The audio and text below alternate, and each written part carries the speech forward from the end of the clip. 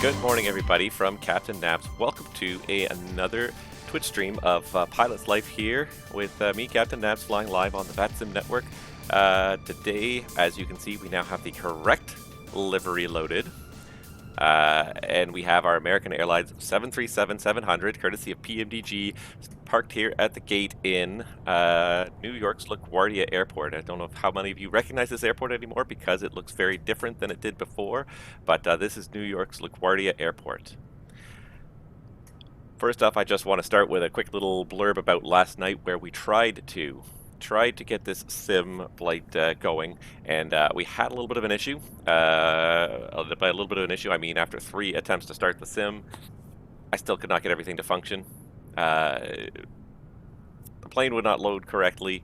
Then my track IR crashed, and then when I reloaded it, then I started having the MFD flickering issue. And by this time, I used up about 30 minutes just trying to get the sim started and trying to get the stream started, and just based on the amount of time it was going to take us to get to Miami, it basically ran us out of time. I was going to be up past 1 a.m. I just was not looking forward to it. I had gotten up yesterday at about 5:30. No, yeah, 5:30. So I was just not looking forward to staying up that late after having gotten up so early. So yeah, once the stream kind of got delayed by about a half an hour, I pulled the plug on it. It was a very frustrating experience last night, but some days the sim just does not want to cooperate with you. You just got to sometimes pull the plug and say, it's not going to happen, and I'm not going to try to force it to happen when it doesn't want to happen. So yeah, that was my experience last night. And it really disappoints me too, because last night when I did get on, there was wall-to-wall ATC. Literally from our departure point to our destination, we would have had wall-to-wall ATC, but instead this morning we probably will get a little bit of ATC, hopefully, but not as much as we had last night. We literally had from departure right through to the arrival, we would have had full ATC the whole way. Really frustrated me that we did not get it done last night, but I did not, having had a long day, I didn't have the patience to sit there and fight with the sim for hours and hours. So here's hoping it goes better today. Today's flight, we are, as I said, parked at New York's LaGuardia Airport. We're going to, oh, that's the wrong Pilot's Life. We are going from New York down to Miami. Going to go find some sun, hopefully. Unfortunately, it's not particularly sunny in Miami right now. Right now, there's heavy rain and thunderstorms in Miami, so it's not the best day in the world to be going to Miami, but we'll find out what we'll find out when we get there. We'll head down there. We'll see what happens. But that is our mission for today, and yeah, I just wanted to talk quickly about LaGuardia here, because first of all, this scenery that I have here, this is FeelThere's LaGuardia. Well, the reason why I got it is, of course, because the default scenery never does anything justice, and the default scenery is stuck because LaGuardia is undergoing a multi-year, almost a multi-decade, almost a decade-long renovation process where they are basically rebuilding the airport from the ground up. About the only things that are going to stay the same about this airport are the runways and taxiways, but the entire terminal structure is completely being torn apart and rebuilt while the airport is still in use, which is always the challenge when you're rebuilding airports, is to build a new terminal on top of an old terminal that's still being used without disrupting the traffic passing through the terminal too much. So Microsoft Flight Simulator is kind of stuck in that construction hell, and nothing's particularly accurate there. FeelThere has done a reasonable job of recreating what this airport is going to look like when it's complete. But that being said, it is a FeelThere product, and it does not meet the highest standards of flight simulation. The gates are here. They're all more or less in the correct position, but even one thing I noticed is that in between the two concourses, between where we are right here and the concourse you can see behind us, there's actually supposed to be 2 taxi lanes. And if you look at all the charts, there's supposed to be 2 taxi lanes. And these people, oh, that's the wrong button. There we go. Now I've disoriented myself. The people here at FeelThere have just put 1 taxi lane right at the middle. Not surprising. And then, but to look at the scenery, and it's such a beautiful airport, and they've used reflective materials for some of these glass panels. But at the end of the day, they are pretty basic looking textures when you get close to them. They are not particularly impressive textures. And look at this. Like, really, at the end of the day, this is all glass. It's a beautiful terminal. You can see right in through the whole thing. It's absolutely beautiful to look at. The concourses, the bridges, the main part of the departure, the security checkpoints and everything here. It's all huge amounts of glass, and you can see right into the terminal when you're parked here. But of course, this being a relatively cheap flight sim model, you can't see any of that. So I think this is the best model that's available for LaGuardia right now. doesn't even come close to doing it justice. LaGuardia went from being, as I think I've said it before, but it went from being one of the ugliest airports in America to one of the most beautiful over the course of about 5 years of renovations here. It is not a dark, dingy, hulking airport anymore. It is a beautiful airport.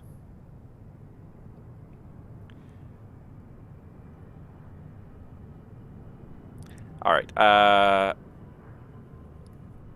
Anyways, we are going to get this flight underway here, so we can. We got about a 2.5-hour flight, so let's hop in the flight deck and let's get it underway here. Let's hope that everything works today, including my track IR. Yes. And for those of you that were tuned in right at the start of the stream, you may have noticed I just did this really quickly with the traffic bug. This is one of the quick ways to check and see if your PFD, when you first fire it up, is going to cause you problems, because sometimes it's hard to tell until you start getting information on the screen. But the traffic arcs, if you draw them on there even before the IRSs are aligned, if you start to see some flickering over on this side, it means that your PFD or your MFD is going to flicker for the whole flight, and you've got to reload the airplane again. So yeah, I had to do that. But it seems like it's going to be functional today. So let's go ahead and hop in the flight deck and make sure everything is set up here. We're on a long turn on the apron here, so pretty much almost everything is shut down except for the fact that battery power was left on. So we've got to get the IRSs going on there. We've got to get check our overspeed warnings, stall test. You could feel it if you were not if you actually had your hands on the controls, but you can hear it definitely. Flight recorder works. Engine controls are all set up correctly. The switches are guarded. None of the lights are on. Passenger oxygen's normal. The crew oxygen level is sufficient, and our green lights are all on. Just going to turn on the emergency lights as well. Make sure our packs are on. And that's basically it. We're going to just check our levels here. Engine oil quantity, we've got 93 and 99%. And we've got 92% hydraulic quantity. That's more than sufficient for our flight. All right, so we're going to do a couple things here. First of all, we're going to pull up my self-loading cargo. And we're going to start that. For some reason, it thought we should go from LaGuardia to Miami. And we're going to start behind schedule, unfortunately, because I had to reload the airplane because I had the wrong livery. And I had to restart the sim once, so people are going to be unhappy in general. But is the door actually open? The door's not actually open, so let's actually do that. That's the one thing. It doesn't link to the jet bridge. It links to the PMDG stairway, and if you bring the PMDG stairway, of course it opens the door, but the jet bridges, it doesn't know that the jet bridge is there, or it doesn't try to know, so it doesn't open the door. And I almost wish it would. But anyways, that's neither here nor there. Suffice to say that self-loading cargo is now loading, so we can get ourselves underway here. So the biggest thing, of course, is to start in the FMS. As always, let me pull up my SimBrief flight plan. Come on, SimBrief. Alright, and here's my SimBrief flight plan for today. American 1311 from LaGuardia to Miami. And I'm going to have to actually do this, where I'm going to put it back on my other screen, because I actually realized, of course, once I start tapping the FMS, and actually if I do the one thing I need to do, which is I forgot to do. 1 second here. Be right back in 1 second here, because I realize I don't have my tablet ready.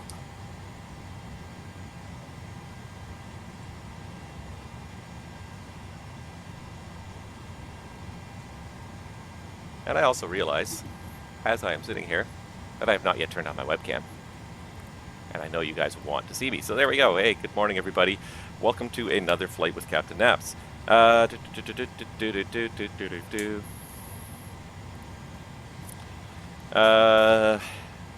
so I've got my tablet in front of me here. I'm going to pull up my AviaWorks on it here. 727 CDU, there we go. So now I can actually type stuff in while I am having my SimBrief overlay on top of the screen here. So now you guys can see both of these things. Alright, so in it, ident page, everything appears to be correct. The active database doesn't expire for about 2 more weeks. Press the position init button, and we actually have to initialize our position. To do that, the easiest way is to go to the next page button and load one of those GPS coordinates. Go back to where the position actually needs to be inputted and just copy it in there. And you'll see it goes in there. Now the airplane knows where we are, and it's going to start setting up the IRSs for that location. Go to the route page, and we end up, and we'll type in our route here. KLGA LaGuardia to KMIA Miami. And our flight number today is American Airlines 1311, correct? Yes, 1311. So there we go. That's route page 1, and then we can start setting up our departure from LaGuardia. Now, just check my VATSIM here. I do not have any LaGuardia controllers online today. Not really surprising, although it does help if I actually do connect to the network. I thought I connected it, but I did not. So, oh, there is a New York approach controller online. Oh, that was not on there like 10 minutes ago. Very good. Love it. All right, either way. LaGuardia, 4 miles in mist, 17 degrees, 2976. The winds are 040 at 7, so hard to say what they will do.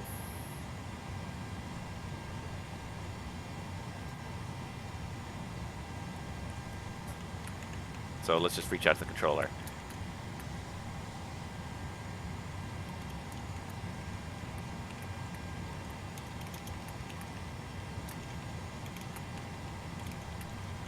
All right, literally just typing a message to the controller. Why not? If this was the real world, there'd be an ATIS, we'd know. While we're waiting to get an answer, and hopefully we'll get one pretty quickly, we can go back to the route page and just start typing in the rest of the fixes, and we can sub in the departure once we know what we're actually doing here.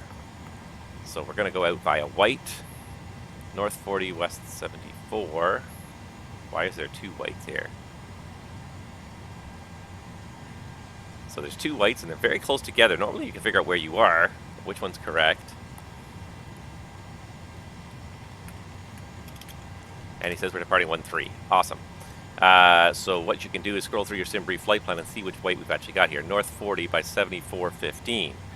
North 40 by 7415. This one is the correct white we want.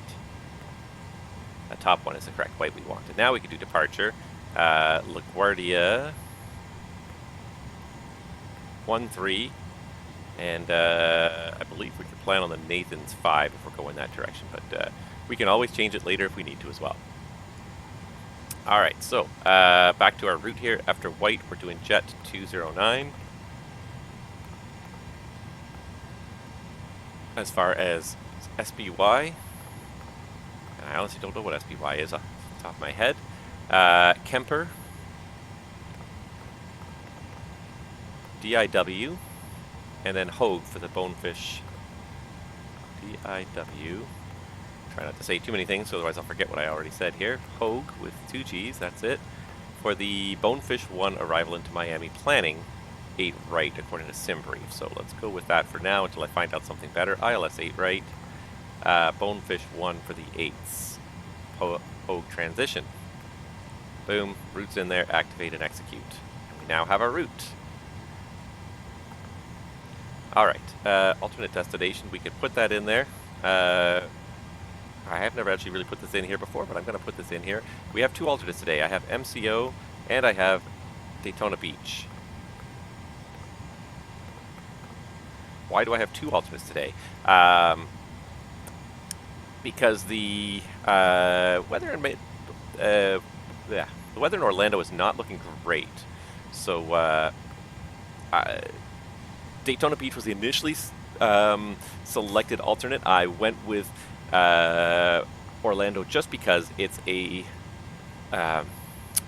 airport I have good scenery for. But if it does not work out, I've also got fuel to get to Daytona Beach. Speaking of fuel, and I can just see in the top corner of the screen there, we're not loading fuel, and we probably should because we're going to need 21 tons of it, or 21,000 pounds of it. So let's load. Let's go over here. Actually, we can just do it on here really quickly. So we'll do menu, FS actions, and fuel. Actually, no, sorry. Let's do menu, FS actions. Let's do it this way because I already called the fuel truck. And let's put in our target fuel. So right there on the first page, 21,110 is our added, is our required fuel. So let's go 21,300. Let's go 200 pounds over that because most of the time when a fueler comes, he'd rather leave you a little up than a little down. So he always targets usually 100 or 200 pounds over what you're planning, just to make sure that it stops at the right place and you do have that minimum amount of fuel at all times. And then we hit start. And now what you'll notice is that the amount of fuel in the plane is slowly going up at a very realistic level. And I kind of like that. So we have to wait while he fuels it. It's going to take a little while. Let's go back to menu, FMC. we were on the init page. So we got to as far as the perf init page here. So our planned fuel, we're going to put it as 21.3. And our ZFW, page 3 of our sim brief flight plan, will take us to 119.4 as our planned ZFW. And what I really like here, this is brand new. This just the last day or so I noticed this. You have 2 alternates because I'm special. Yeah, I'm so important I need 2 alternates. Down here, they added finally a min div fuel. So fin res plus alternate, final reserve plus alternate. So this is the fuel you must have when you finish a missed approach in Miami in order to divert to your alternate. So right now our main alternate is listed as MCO, but I also will have information on here for Daytona Beach. You can see here on page 2 where I have my alternates listed. Here's my MCO, which is my primary alternate, 3,800 pounds of fuel necessary. In order to get to Daytona Beach, I'd need about 600 pounds more. Fortunately, my extra fuel, oh, I thought I loaded extra fuel. I did not load extra fuel.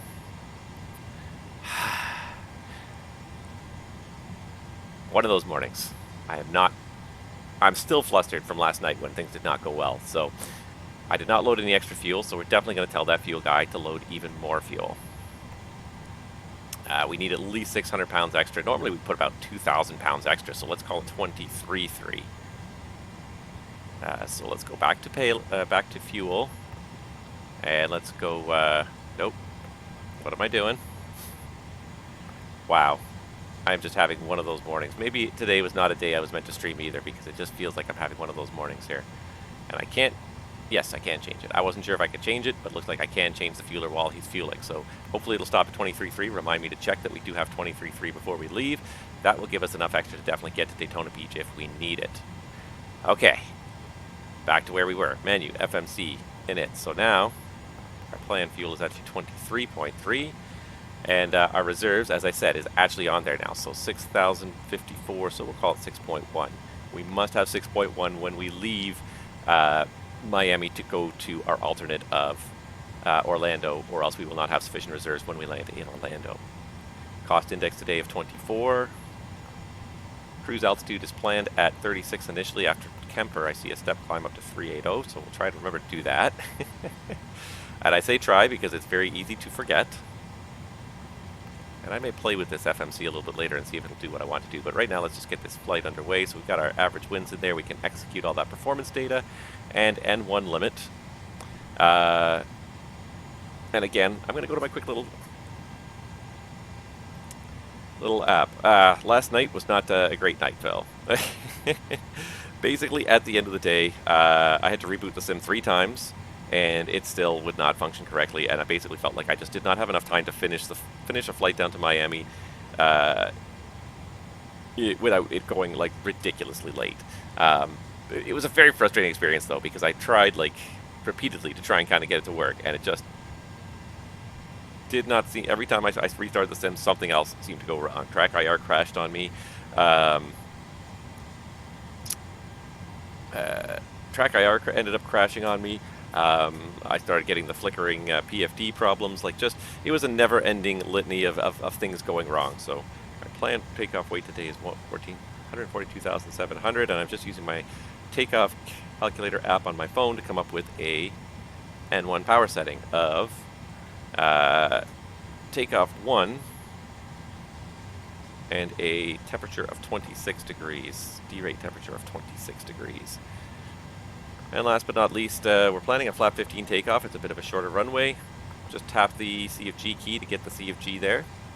And 25, 25, and 31. Tap all those buttons, and voila, we are set up and ready to go off of runway 13 here in LaGuardia. Yeah, it was just not. At some days, you just got to pull the plug. I think we've all had those days of summer. You've just got to pull the plug. You've got to know when to just say, it's just not going to happen tonight. The sim just does not seem to want to cooperate, and I was getting frustrated, and I know that I'm not going to be able to keep myself in the right frame of mind when I get like that. So I pulled the plug last night. Here we are to try it again today. Hopefully today will go better. All right. Sorry, there we go. All right, so we finished setting up our FMC. Let's just quickly go through the overhead panel here. We've already checked the aft overhead panel. Flight controls, everything is guarded. The alternate flaps are off and the yaw damper's going on. All of our navigation and display transfer switches are all normal and auto. Our fuel valves are currently all closed. Our battery is on. Check the voltage on that, and our ground power seems to be putting out sufficient amperage as well. Generators are guarded, standby power is guarded. Galley power is on. Ground power is currently on. And let's see here, circuit breaker, all the light panels are off, that's fine. The equipment cooling switches are normal, the emergency lights are armed, and the seat belts, are we done fueling yet? Because if we're not done fueling, nope, we're not done fueling yet. You can't put the seatbelt sign on. That's the sign of the flight attendants that you're still fueling, so you have to leave that off until the fueling's done. So it's a sign that people should be ready to get up and leave quickly. Probe heat is auto for now. We've got anti-ices all off for today. It's 17 degrees out there. It's pretty nice. Hydraulic pumps, hydraulic panels all set up correctly. We got the forward entry door open. We'll say the baggage is already loaded. I'm not going to go through the whole ordeal of loading bags right now. Loading the fuel is good enough for me, honestly. Let's see here. Recirc fan is in auto. The packs are auto. Isolation valves open, and the engine bleeds are on. The APU bleeds off. We should actually probably start the APU, but we can't because we're fueling. You can't start an APU when you're fueling either, so we'll have to just wait a moment for that. Sometimes that can be a real annoyance. I'll rant on about that as we get going here, but Miami, I think Miami's pretty close to sea level as I recall. So we'll leave it at 0 right now, 36,000 feet, and it's an alternate. Lighting, everything's off except for the nav lights at this point. I'm just going to cycle the switch to the left side here for the ignition. And there we go, just keep on trucking through this while we wait for that fuel to finish. He's almost done. He's almost done. Alright, let's see here. So our V2 is 131. We can set that. And we can turn on our flight. Oops, that's not our flight director. That's on throttle. That also works. Flight director's on. I believe it's 5,000 is our altitude. But we have a New York approach controller, so I'm going to set 49 to remind me we don't have a clearance. 2976, just looking at my VAT spy there, 2976 on the altimeter. What I always find weird, and this is the one thing that I don't like about PMDG products, and I hope one day they fix it, is this ground level indicator. It's based on your RADALT. If we're sitting here and the RADALT says -4, it should be, no matter what my altimeter setting is, it should be lined up. But the way PMDG has programmed it is they program it based on what the actual altitude should be. So when you move the altimeter, because it knows how high we actually are above ground, because this is a sim, it moves. But really, that yellow bar should not move when I move the altimeter setting. If I move the altimeter setting up or down, we're not above the ground 200 feet now. So this yellow bar should still be here. It should still know that we're 0, because this yellow bar is based on the radar altimeter. That's the one thing that PMDG does that's a little odd for a simulation that is so realistic. Is one rather glaring error. Alright, 2976 is set on the altimeter. Let's see here, should be 134 as I recall for the runway heading. Alright, and come circle back to that in a minute there. Just test those lights, and test all the lights. Yeah, that's all the lights.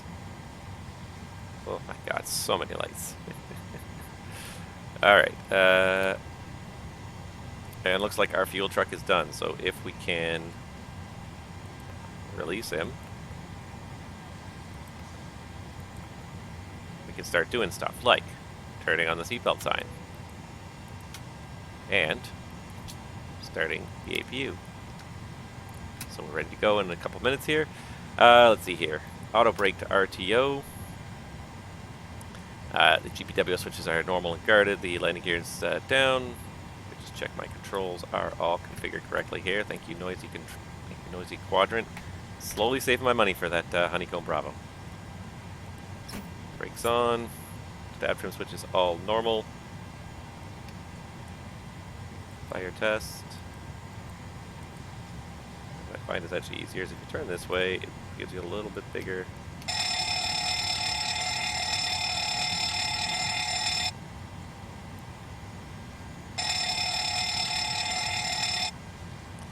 Alright, that's all tested. I'm going to bring up the radio in just a second here. Transponder should be in standby right now. We'll get it in a moment.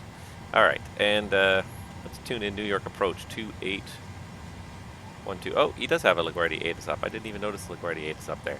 I noticed the JFK is. He must have just been coming up and slowly getting the stuff up and running here. So let's do that. Let's just grab the LaGuardia 8 is here via VATSIM. We traveling to catch COVID? What? Alright, LaGuardia 8 is 0507, 4 miles missed, overcast 7, broken 700, overcast 2500, 7 degrees, 276, ILS runway 4, departing runway 13, that's it. Okay, so we have information Oscar, nice, 12812, let's just get clearance, and then we can,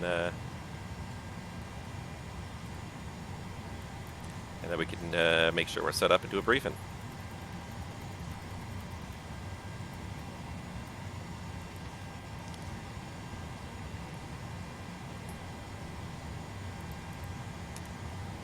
New York approach, good morning. American 1311, radio check. American 1311, New York departure, good morning, ready 5x5. Thank you very much, American 1311, and we request IFR clearance to Miami. American 1311, semi-clearance on request number 1. All right.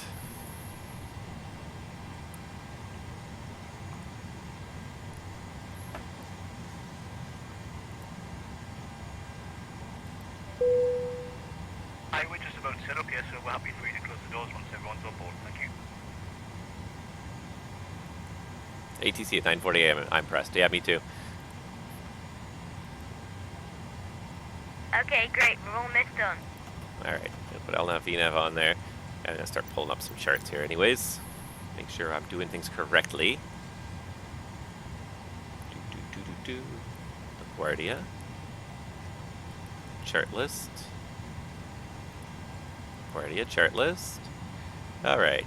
So let's see here. Airport info. So we should Alaska see 426, fly heading 040, descend and maintain 3000. Heading there, and Nathan's 5 RNF departure gets us off in the right direction, so I think we're going to do that one, but we'll wait and see what we actually get.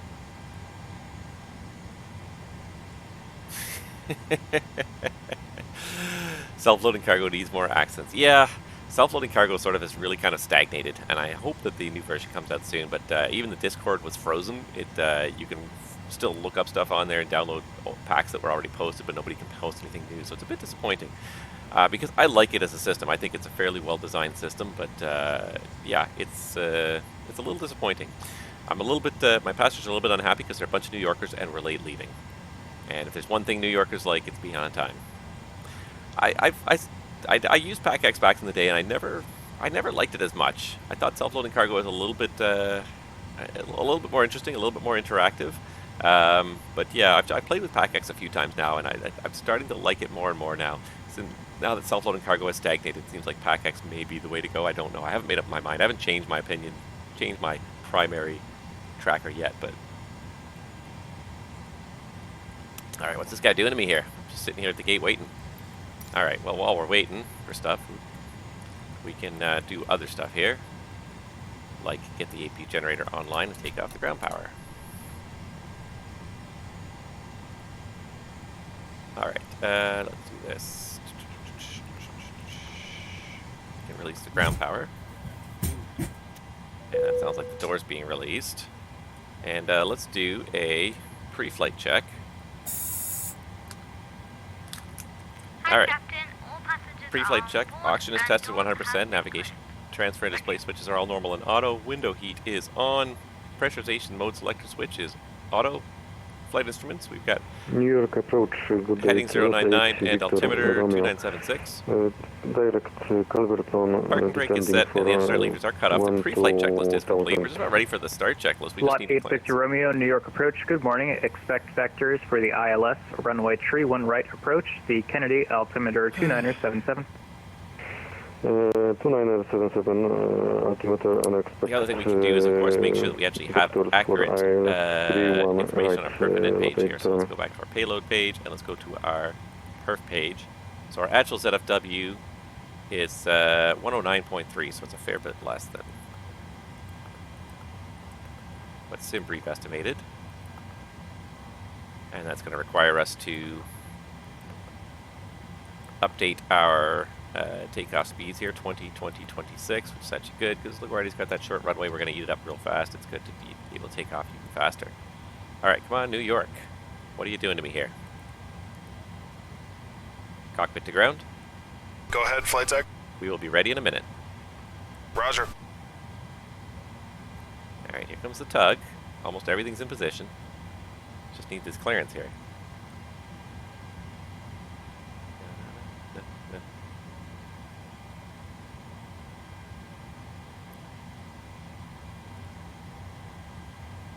Alright, we're gonna start doing stuff here anyways, as we get ready for this. Flight deck door. Okay, so let's just flow through this and make sure everything is on here that needs Approach Delta on. 4568 at holding point, runway 3 on yeah, left, ready for fuel in the middle tank. departure. Delta 4568, wind variable at tree, runway 31 left, clear for Gotta takeoff. close that door. Put on the APU bleed. Clear for takeoff, 3 on left, Delta 4568. At this point, we're gonna take those packs back off again, even though they just came on. Good day, Center. JetBlue 2000 requesting park clearance to Washington Dulles with information to Oscar. JetBlue 2000, New York departure, good morning. Stay my clearance on request number 1. I thought we were Copy that. JetBlue 2000.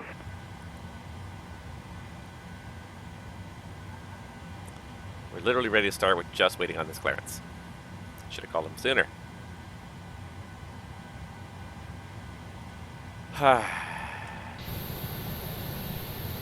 Really dreary day here in New York this morning.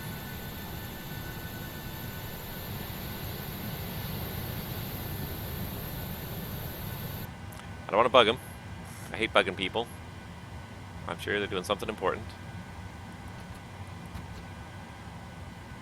But I don't know what it is.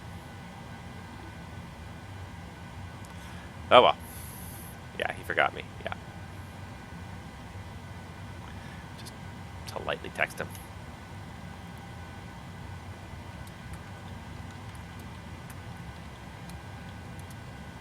Just politely text him.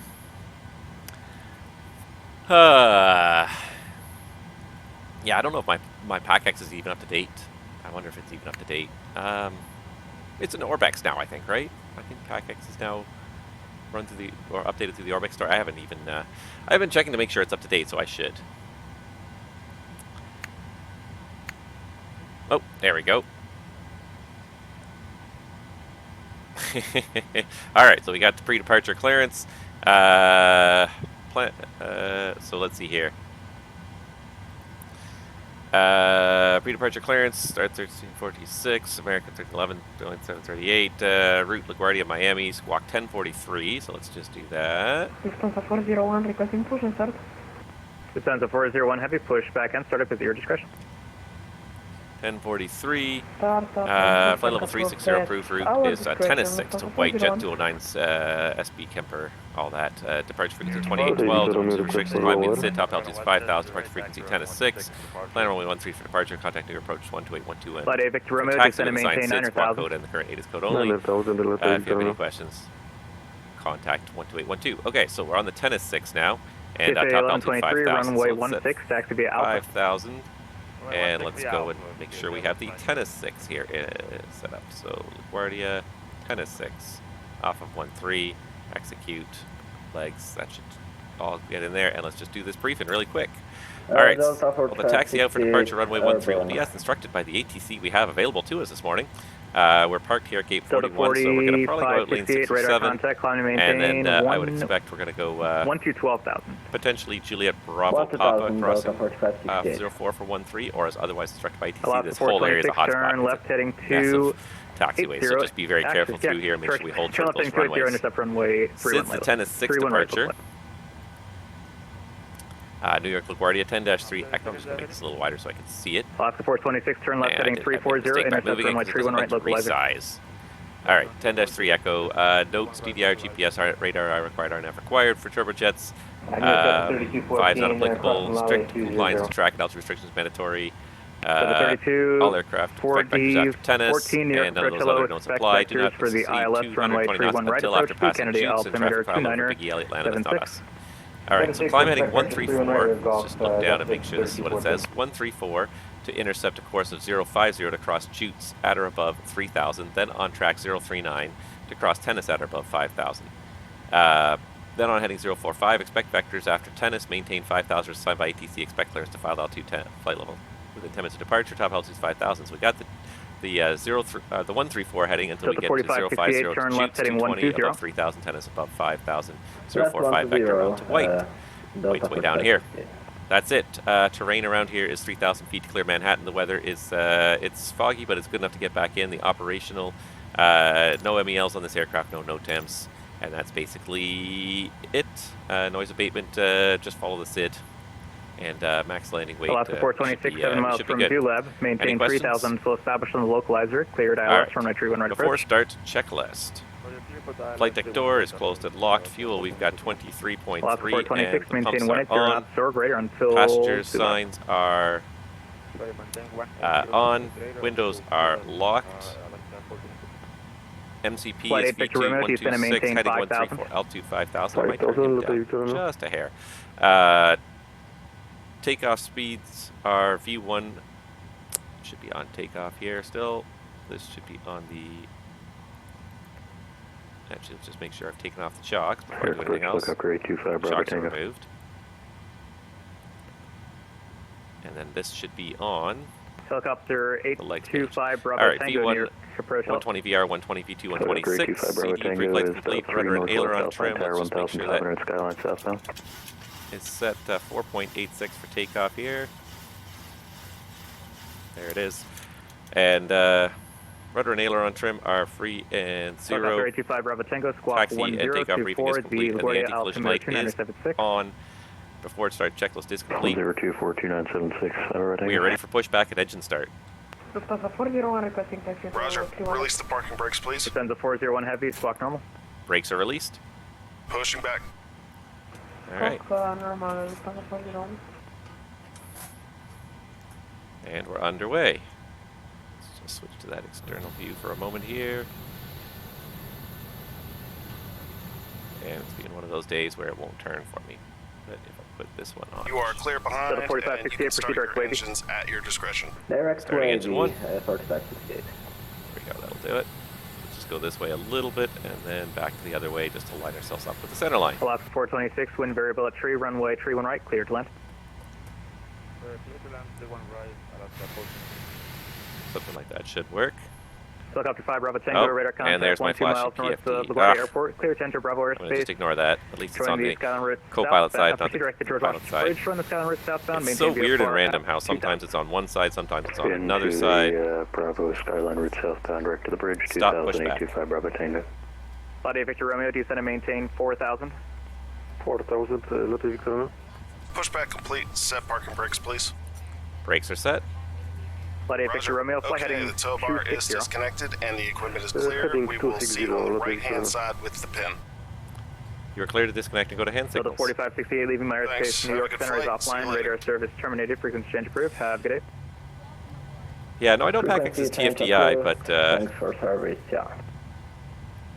but I thought they were distributing their products now through Orbex.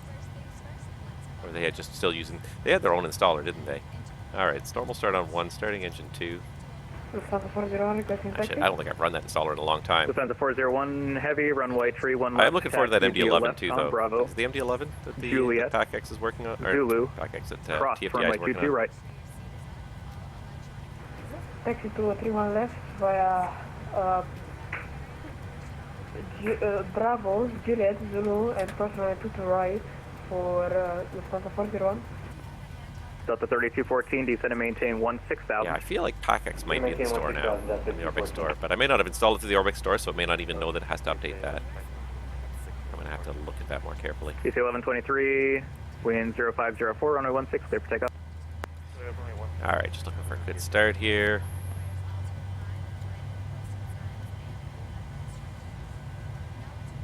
So far looking good, everything's coming up Delta normally. 3214, flight heading 180. Vibrations are looking okay. I heard that starter click off there. Looks like the engine start is pretty stable. Alright.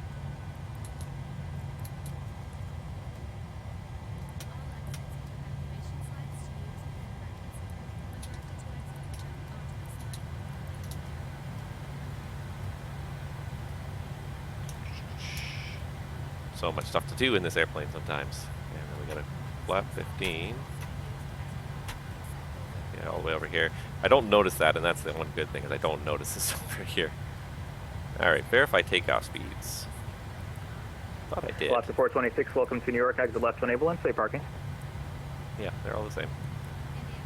Alright, before taxi checklist, generators are on, probe heat is on, anti-ice is not required, isolation valve is auto, Roger, engine start switches are right continuous, on Alpha. Have a good night. recall, Correction, have a good day.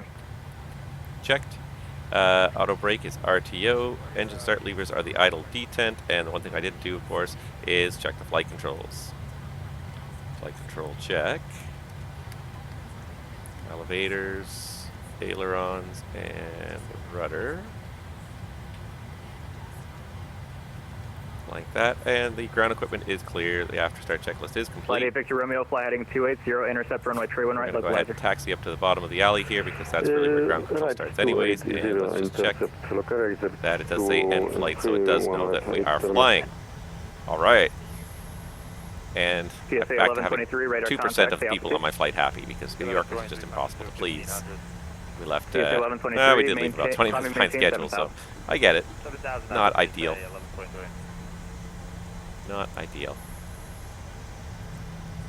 And what is this spot here? I can't remember what the spot is. 3214, descend and maintain 1 to 12,000. 16 to 12,000, that's 3214. New York approach, American 1311. We're squawking 1042, correction 1043, spot 8 at spot 7 at LaGuardia with Oscar. American 1311, runway 1 tree, taxi via left on Bravo, Papa, cross runway 22. Left turn on Bravo, Papa, cross runway 22, American 1311. Alright, so as expected, Victor Romeo, we've got to take the second left out of here. So we got to cut over probably, we'll just do it on Juliet there, and then left on Bravo, Papa. Cleared ILS, runway 31 right approach. Oh, it's so distracting. Oh, who's there? Air Canada has made it to the party.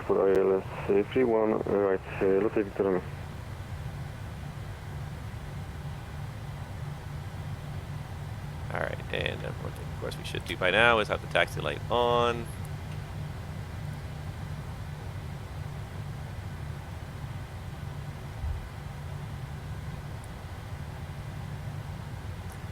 I notice that as I turn my head from one end to the other, I do notice little lags and hesitations, and again, I blame New York.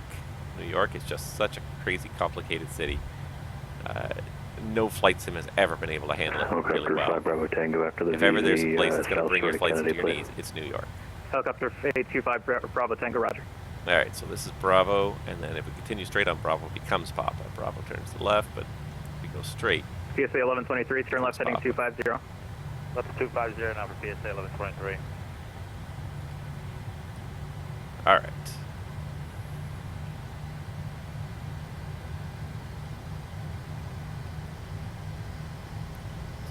Gas, get it going here. Good day. Request on JetBlue 2000, request and push back and start. JetBlue 2000, push and start is at your discretion. What a dreary day in New York here. Roger that, JetBlue 2000. AC 5113, radio check. AC 5113, New York departure, good morning, everybody 5x5.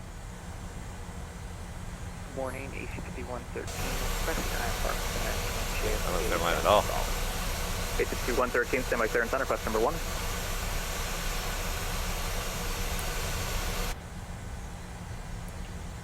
Delta 3214, descend and maintain 8,000. 12 for 8,000, that's 3214. Flight 8 Victor Romeo, All right, wind so variable. now we're transitioning onto Papa. That's Bravo that turns that way, but we're staying on Papa all the way to 13. PSA 1123, clear direct Biggie, climb and maintain 17,000.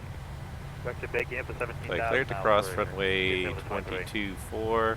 November 5, Rick. And let's go Helicopter 5 Victor strobes Romeo. on for the crossing. Bravo Tango, rather, the New York altimeter 2976.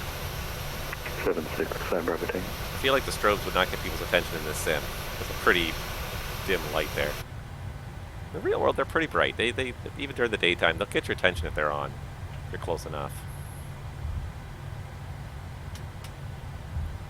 Alright. And before takeoff, PSA 1123, leaving my airspace, New York Center, is offline, radar service terminated, green light, change approved, have a good day. stabilizer trim. We've got 4.9 units, we'll call it. And then onto the SS LaGuardia Bridge. So everything from here is actually a concrete decking. You've got a very low speed limit on it. New York departure, American 1311 is ready for takeoff, 13.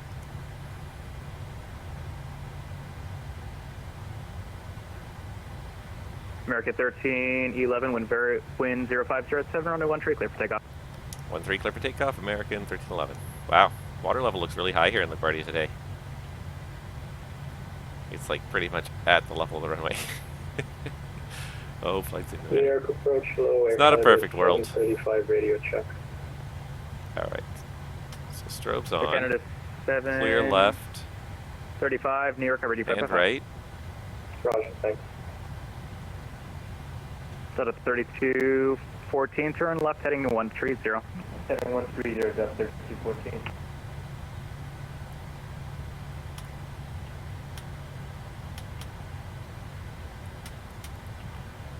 Alright, and away we go.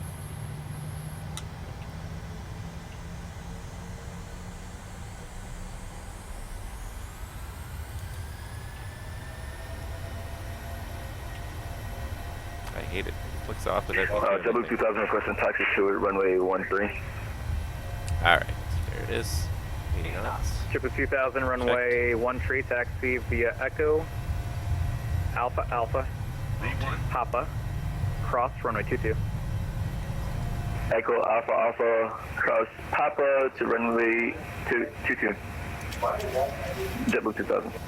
JetBlue 2000, runway 13, taxi via Echo, Alpha Alpha, Papa, Alright, cross LNAV. runway 22. Copy via, taxi via runway Echo Alpha Alpha Papa cross 22 to 13. JetBlue 2000. Delta 32, 14, go turn command left on heading because there's a lot going on 040, with this descend departure. and maintain 3000. 040 down to 3000, 1314. Sorry for going through racing. No worries. American 1311, radar contact, the altitude. American 1311 climbing 2,100. American 1311, climb and maintain 17,000. 17,000, American 1311. There's the turn. Lufthansa 401 on Zulu, runway 31 left, requesting Flaps 1. Present the 401 heavy, wind variable at tree, runway 31 left, clear for takeoff. clear for takeoff, runway 31 left, Lufthansa 401 heavy. Helicopter 5, Bravo Tango, proceed as 2,000 requested. feet set, flaps up. Bravo Tango. Lot A, Victor Romeo, welcome to New York, turn left lane. Oh, she's getting right out there. Oh, where's my sunglasses? Correct. Alright, we got max 220 knots till we pass Jutes. It is there in the FMC. She's flying it. Looking good.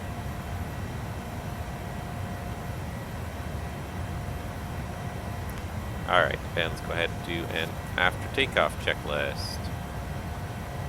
Oh, I did not do gear up. How did I not do gear up? No, I'm crying out loud. Hilarious. Oh, just one of those mornings. I am not on my game this morning. And she still climbed like a bat out of hell even with gear down. She climbs even better with the gear up though. Wow. I didn't shut off the APU. Let's shut that off. Those are off. Those are off. Wow, I am just having a morning this morning. Not, American 1311, turn left heading 310. left turn heading 310, American 1311.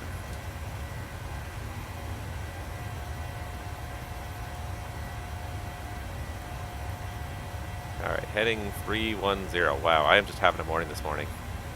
More coffee, yes. Light A, Victor Romeo, clear for I agree. Coffee's a little weak this morning. Okay, Lot A, Victor Romeo, Should've been a little taxi to the stronger, I ramp guess. via Alpha, have a good day. Alright, after takeoff checklist. Engine bleeds are on.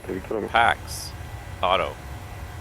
Landing gear is now up and off, and flaps are up, no lights. After takeoff checklist is complete. Now we're doing it. Okay, now I feel it. That's why there is a checklist. I mean, you can forget these things. Lufthansa 401 airborne. Unable 280 knots at Geldy. Fine, I don't care. Yeah. Some days you just have those mornings where you're just wondering why you're even here. Do you like my cup? It's one of my favorite cups. Lufthansa 401. Sadly, this was not one I actually got at Disney World. The one that I did get at Disney World was broken several years ago. Probably like 5, 6, 7 years ago. So this was a replacement for that one. Alright, that doesn't look too bad up here.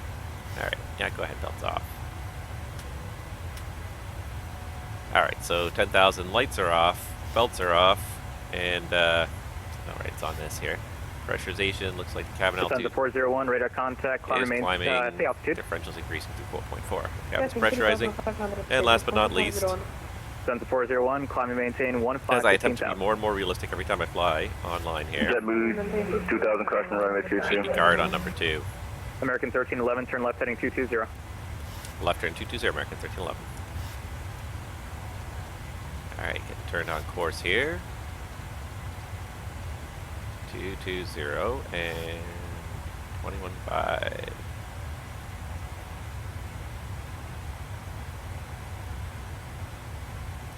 Delta 3214, turn left heading 280, intercept runway. Correction, yeah, turn left heading 280, intercept runway 31 right locally. Alright, so now we're listening on both. Everybody, if anybody was actually to make a call on guard, we would actually hear it now. Actually, Delta 3214, turn left heading 340, All right. intercept runway 31 right local edge. That's 340 and slow by Delta 3214.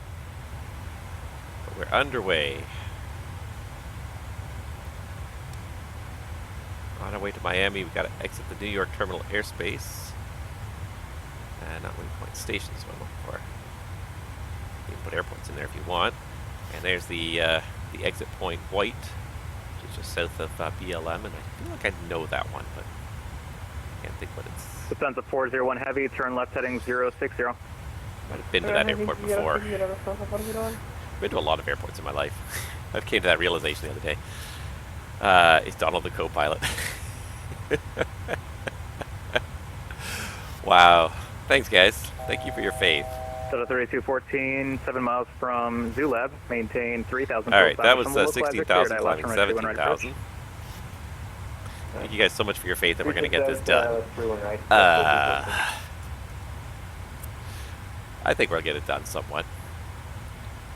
But yeah, just already it's going better than last night. That's the first funny thing is that it's already going better. 5 Bravo Tango, remain west. Better than last night. Of the we got airborne. We got off the gate even. Like last night, I had to reset the sim 3 times and I just had to give up. So I'm glad we got off the gate at the very least. Boy, there's a lot of people logged in. I'm just looking at this American list here. 1311, clear direct white. Direct white, American 1311. American 1311, leaving my airspace. New York Center is offline. Radar service terminated. Frequency change approved. Have a good day. All right, off to the Unicom for American 1311. Thank you very much. JetBlue 2000 at runway 13. White. Ready for takeoff. And 2000, wind 050 at 7, runway 13, clear rearm takeoff. here, LNAVing to white. And we do have DC center. I'm not sure. 3214, wind Let me have a quick look 3303, here. runway 31 right, clear to land. It does kind of. Yeah, New York Center's not online. Bravo Tango, clear request again. But Washington Center's online. So what we're going to do is basically he ditched me because I reached the top of his airspace. So let's start Bravo Tango. climbing again here. Landing at the ramp will be at your own risk. Use caution. Alright, so let's start climbing here to our cruise altitude of, what did I say it was, 36? 5 Bravo Tango, traffic is on a 5-mile final, runway 31 right. Bravo Tango. I've honestly already forgotten. What is this on page 1 of route, isn't it? No, it's on per page. No. 36, it is 36 is the initial plan. So we'll get that climb going, there we are. Transition. Set standard. And standard is set, cross-checked, and passing 183. New York approach, Canada 7. Alright, and we're just going to call DC up right now, because we're going to get to space pretty quickly here. Montreal. 3372. 735 near departure. Good morning, standby clearance on request number 1. Beware the dreaded clearance on request. Merit. He may never get back to you.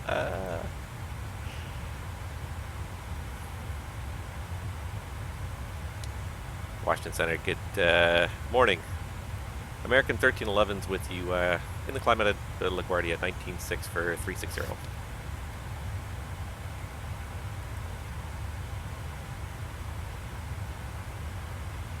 American 1311 Washington. I'm closing up in a few minutes. You can stay on 122.8. All right, thank you very much. Well, I tried. Hey, we got one controller. We got the controller for the departure, and that's the complicated, important part. So once we get en route, all we're doing is just flying the route, and he just passing us off to the next guy. So 22.8, there it is. All right, so we're in a climb to through 2-1 for 360. Farewell, New York. Yeah. You guys are having a nice little chat there. Donald's the co-pilot, and Tom and Jerry running the cabin. Oh, there's some serious burning going on in that chat there. Oh, ouch. Yeah, meow, indeed. And I thought the meows just happened on the guard frequency.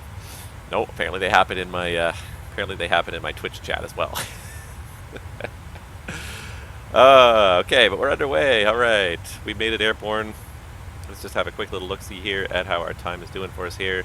Just a quick estimate. Miami showing 1639 with 10,000 in the tanks. 1639, and we'll have a little look-see here at our flight plan and see how that's going to play out here. So. Let's go ahead and look at the upper air chart here.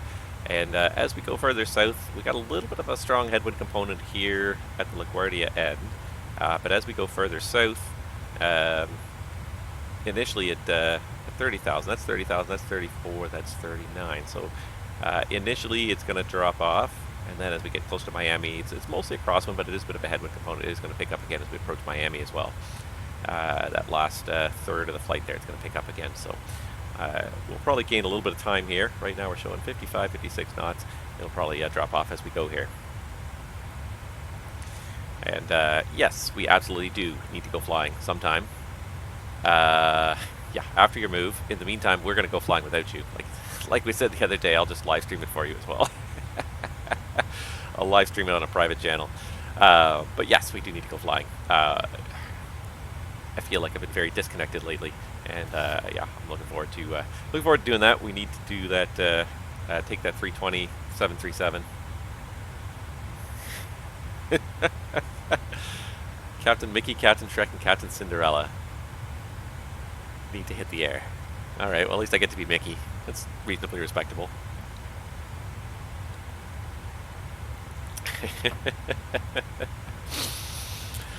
Oh, that's hilarious. But yeah, we do need to go flying. This weekend, tonight might be a possibility. If you guys are down for that. Yeah, I'm off for a couple days now. I actually got a weekend off, but it's because I have a wedding to go to tomorrow afternoon. So tomorrow afternoon will be a no-go. Sunday probably likewise will be a no-go. So tonight would be the best day to go flying if we can work that out. So yeah, if that works for you guys, pick something not too long, but pick something with the 320. I'll do something in the 7.3. We'll have a race. I'm sure the 7.3 will probably get there first because American pilots just like to go fast. That's one thing I've learned, and it's funny because we fly cost indexes, but our cost indexes don't usually vary. Our cost index, the way our company works, our cost index for our flights is usually fixed for each route. So they pick an ideal cost index that kind of covers the normal ticket price for each given route, and that's normally the cost index we fly, regardless of how long it's actually going to take us to get there. The only time it usually varies is if we're behind schedule. They might bump it up. That doesn't happen that often. And if fuel is an issue and it's a long flight, they may even bump it down to a lower cost index to even minimize the fuel burn and make sure we can make it there with enough fuel in the tanks. But normally we don't change our cost index to match the time. We usually leave our cost index fixed on certain routes. Cost index 300. And yeah, one thing our company loves to be... I find it ironic that our company seems to like saving fuel by flying slower, but then we waste untold amounts of fuel running the APU endlessly, and it blows my mind how much fuel we waste. I had a 4-day pairing, and no exaggeration, we wasted at least 1,500 kilos of fuel over 4 days running the APU when we shouldn't have to. Hours and hours and hours of running the APU with no ground power hooked up to the airplanes because, oh, you guys are turning around and leaving really quickly, and it never happens. and we sit there for hours and hours running the APU and burning hundreds upon hundreds of kilos of fuel unnecessarily. So we fly really slow speeds to save fuel, but then we waste so much fuel, it blows my mind. Yeah, apparently, yeah, we love to watch the world burn. Yeah, we do. It just burn, baby, burn.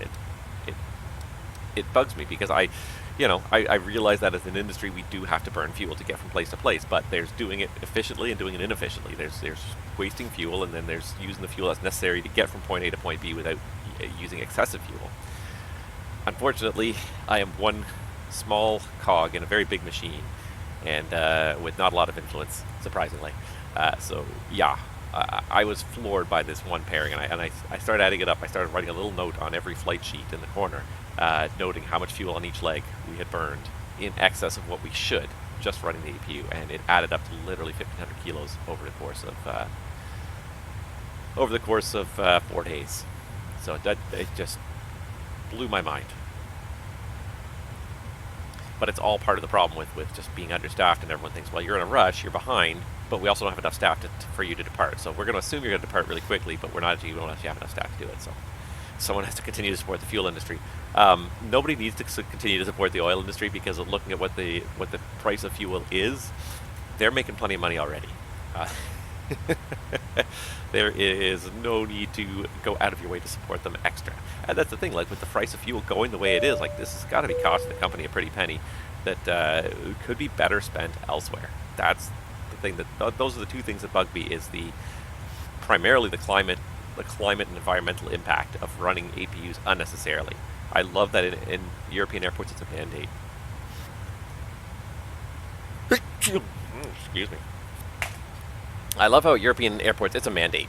Thou shalt not run the APU from 5 minutes after arrival until 10 minutes prior to departure. It is basically a legal mandate at every airport. In North America, that's a joke. That's sort of the ideal, and it almost never happens. But in North America, it's a whole different world.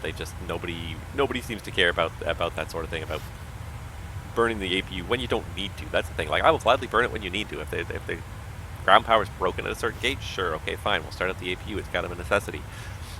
The air conditioning unit's not cutting it during these hot summer days. Okay, fine, and I'll accept that. But I can accept that more easily when the times when it's not necessary, we're not wasting it.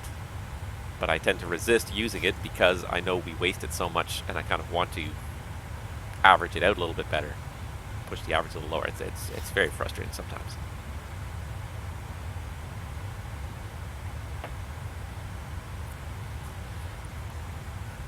Alright, almost there. Almost 35. Climbing 36. Shouldn't there be a chime? Beep. Thank you. Shouldn't there be a chime that says 35, climbing 36? Alright. Alright, we're already almost up to cruise. I don't think we got any more ATC online. I saw that Washington Center was online, but I guess he's closing up shop in the next few minutes, so he didn't want to bother talking to me, so fine, be that way. But yeah.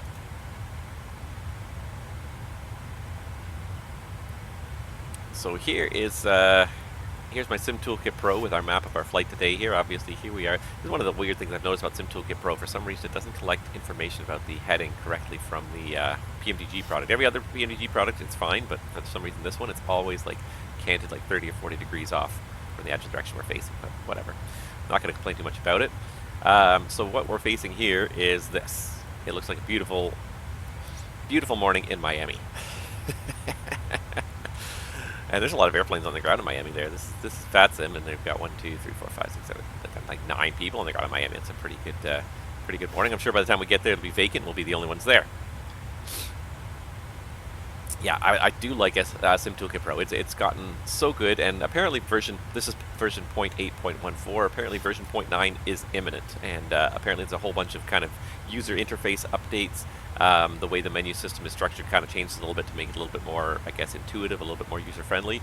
And of course, that never-ending, relentless push to try and reduce the processor power used, because I love this software, but she is a little bit of a resource hog. Not a terrible resource hog, but she is a little bit of a resource hog here.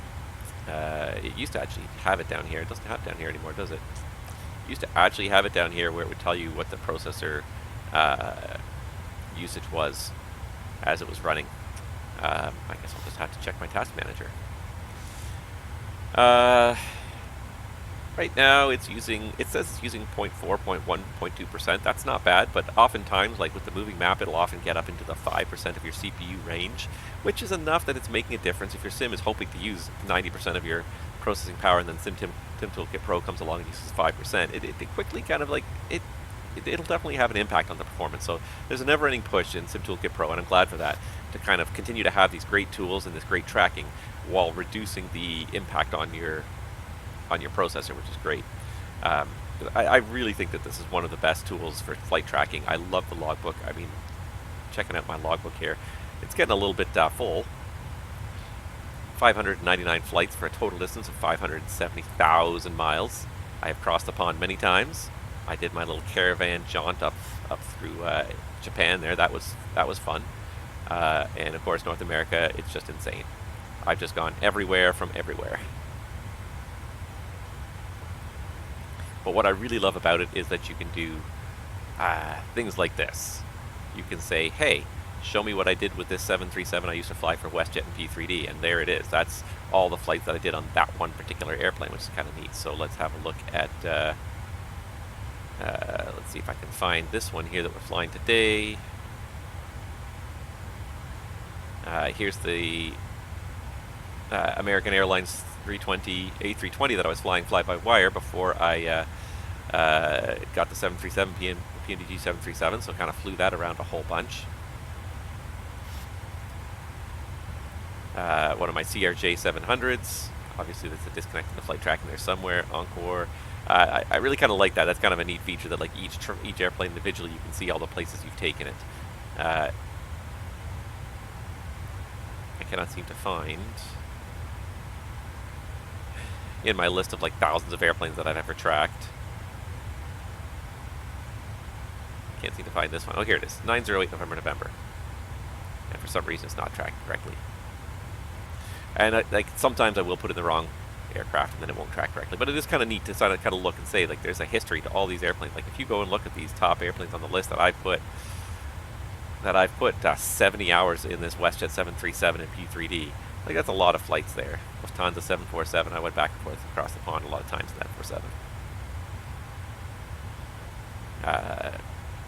Canadian Express 777, Emirates 777. Put a lot of hours, not a lot of flights, but a lot of hours. My TBM, my FS economy flights. Lots of little jaunts around North America on that. Really kind of neat. I love that. Need to get you a job with a Euro airline. My friend, I do have a job with a European airline. Look at me, I fly for Luxair now. See? I do a little bit of flying on in Europe. It's actually kind of fun. I'm enjoying it. It's a little bit different. Definitely with the times that I'm available, I tend to get more ATC in Europe because I tend to be more of a daytime flyer, especially doing this pilot slave stuff. I tend to be more of a daytime get up, you know, and usually after I take the kids to school, if I have a day where I'm not doing a whole lot, I'll go and start these flights, or maybe I did these Gran Canaria flights, and each one of these Gran Canaria flights down and back, I went grocery shopping in the middle. So I take off, level it off, go buy groceries, pick it up, land. But yeah, I've definitely been much more likely to get ATC here because it's kind of later afternoon in European time, so I'm more likely to get ATC here than I am in North America. So it's been kind of fun like that. But yeah, I'm getting there. I'm doing some. Oh, I have a friend request. I didn't even notice. I have a friend request. Somebody wants to be my friend. Taboo Yang. Oh, I can't accept it here, can I? I got $176. I've made not a bad amount of money. I've made about $468.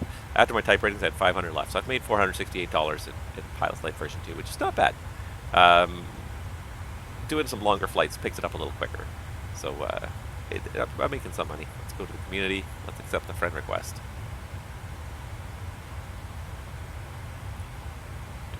Let's see if I can get those achievements that I have 10 friends.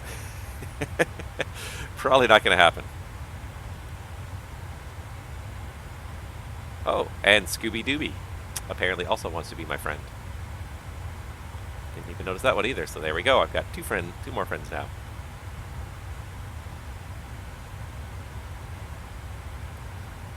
about it, thinking about it.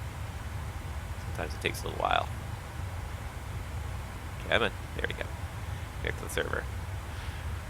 Yeah, I kind of enjoyed this Pilot's Lite version 2. I can't wait to actually get started in doing this live on stream. I'll reset my entire thing and start it live on stream soon enough, but not going to do it quite yet.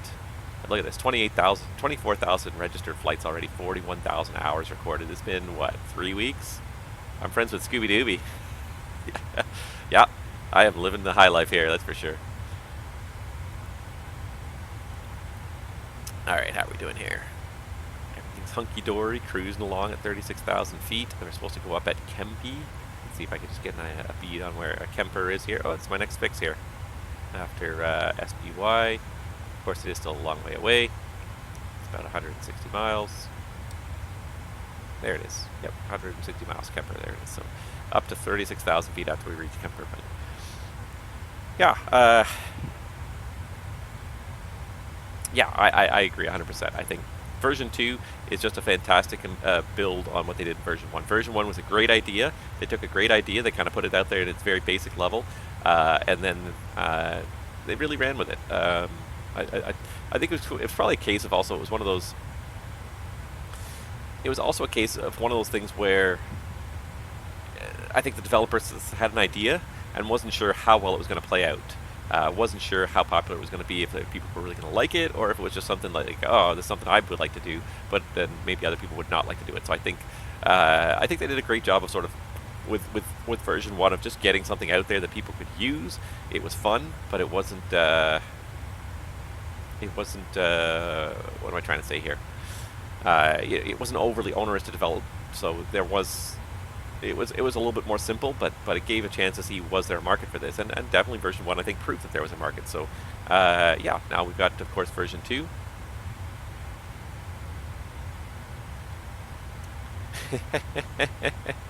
I think you'll still get paid.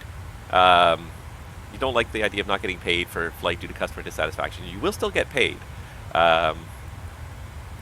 What happens if the customers are dissatisfied is you won't get experience points. Not job market. Let me see here. So, because your pay, if I can see here, so oh, there's the Scooby Dooby. That was, it literally came in right now. So your pay is based just solely on the hours you fly. So that's the thing.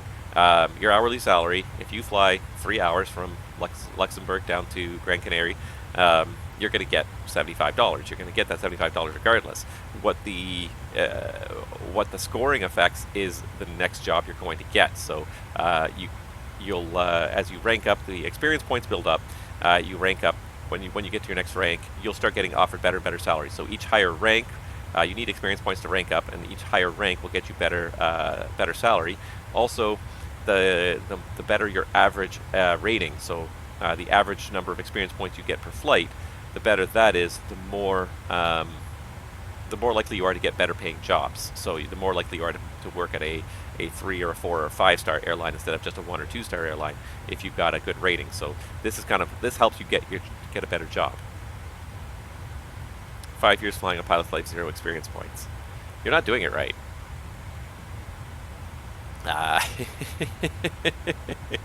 You're not doing it right then. Just check my logbook here, but yeah, like, take my last one here. But like, yeah, so you're still going to get paid for your hours. Like the hours that you log, you're still going to get paid for that. Your score is, and your experience points are just going to affect how soon you rank up to the next pay level, and or whether or not you can get jobs at other airlines. If you don't have a good rank and other people have better ranks than you, then they're going to offer the jobs to those people. But it's really not hard to get easily into the 90s. Most of this stuff is pretty basic stuff. If you fly the airplane methodically and properly, it's not hard. A lot of this is it's fairly extreme. Max pitch angle 20 degrees, bank angle 35 degrees, G-force 2.5 max. Never overspeed, never stall.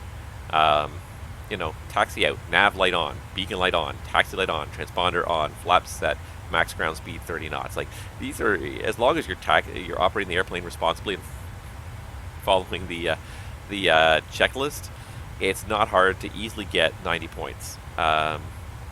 This one I had minus 407 for my landing rate, so I got 3 out of 5. That's where I lost my 2 points, because my landing was a little bit rough on this flight. So getting 100 is not easy, but getting into the 90s is pretty easy. Most of the stuff is very basic. If you follow the checkpoint, if you follow the checklists, flaps up, landing light off before 10,000 feet, flaps deployed for landing, gear down for landing. Honestly, like some of this stuff is pretty basic cruise. Not using pause or slew in cruise gets you 5 points right off the bat. So very easy to get into the 80s or 90s. 100, okay, not easy to get to all the time. Between landing rate and maybe you forget one of these things, like you forget to turn the landing light off after taxi, after landing, you'll lose 1 point. But not hard to get into the 90s, I would say, as long as you're operating the plane in a responsible manner. Here I was getting 79. Why did I only get 79? I got 99 experience or 99 score, but I only got 79 experience points. It's just because the flight was so short. It's probably because the flight was so short. I've gotten 100 a couple times. Twice I've gotten 100. It's not impossible. Yeah, you just have to be a methodical pilot.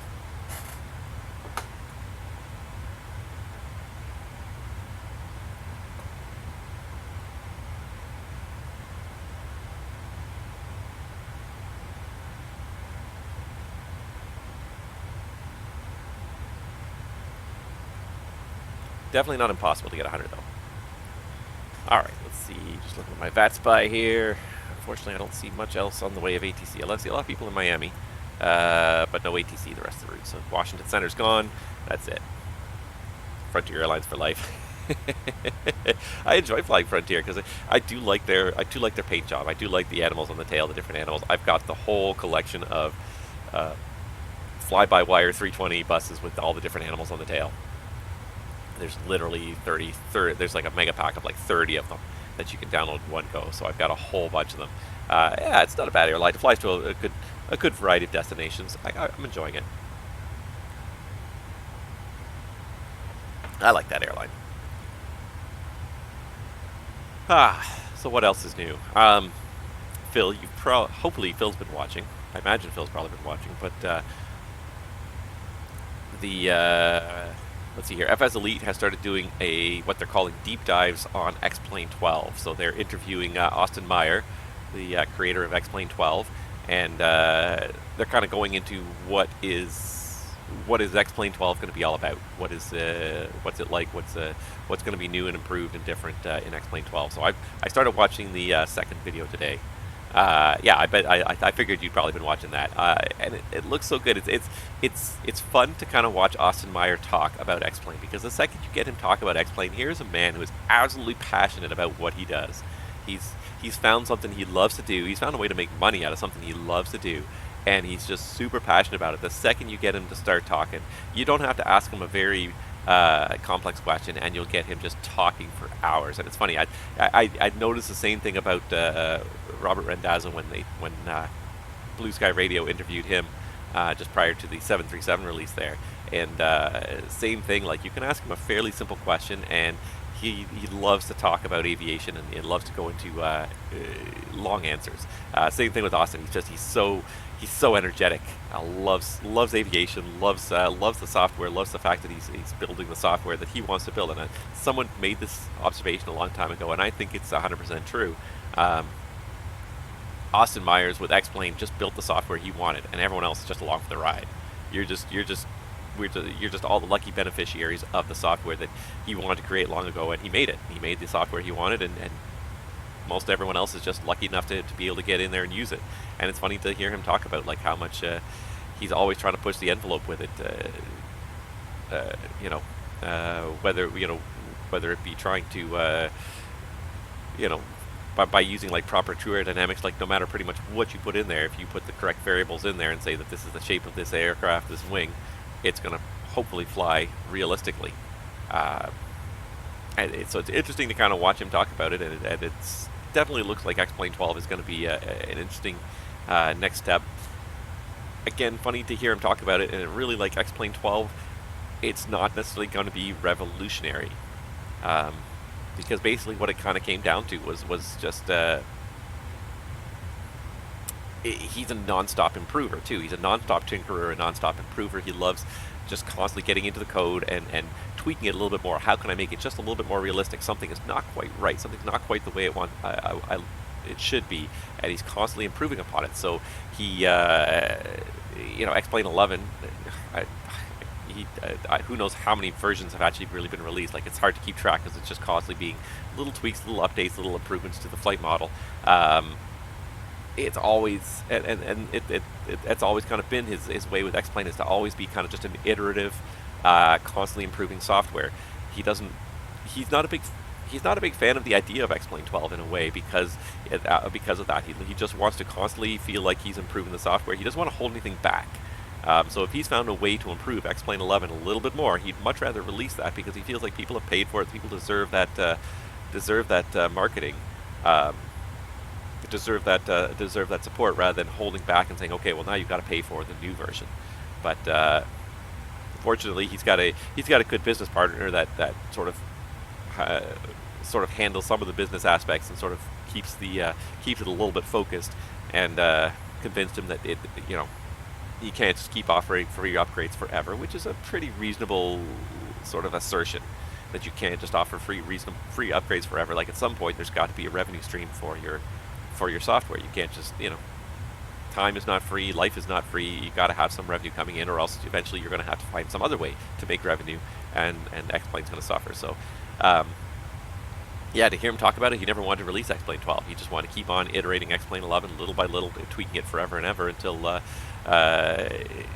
it was done. But it would never really be done, because there's always something you can do, which kind of reminds me, like, it reminds me a lot of, like, he's an artist in a way, and software development is in a way an art form. Most artists have a hard time saying something is done. They always look at it and they always say there's something I can improve, whether it be musicians or visual arts or anything. There's always something I can do just a little better, or maybe I could just tweak this a little bit better, change that just a little bit, and they're never quite happy. And when you see their finished product is never really finished in their mind. They always want to keep on improving, and musicians especially.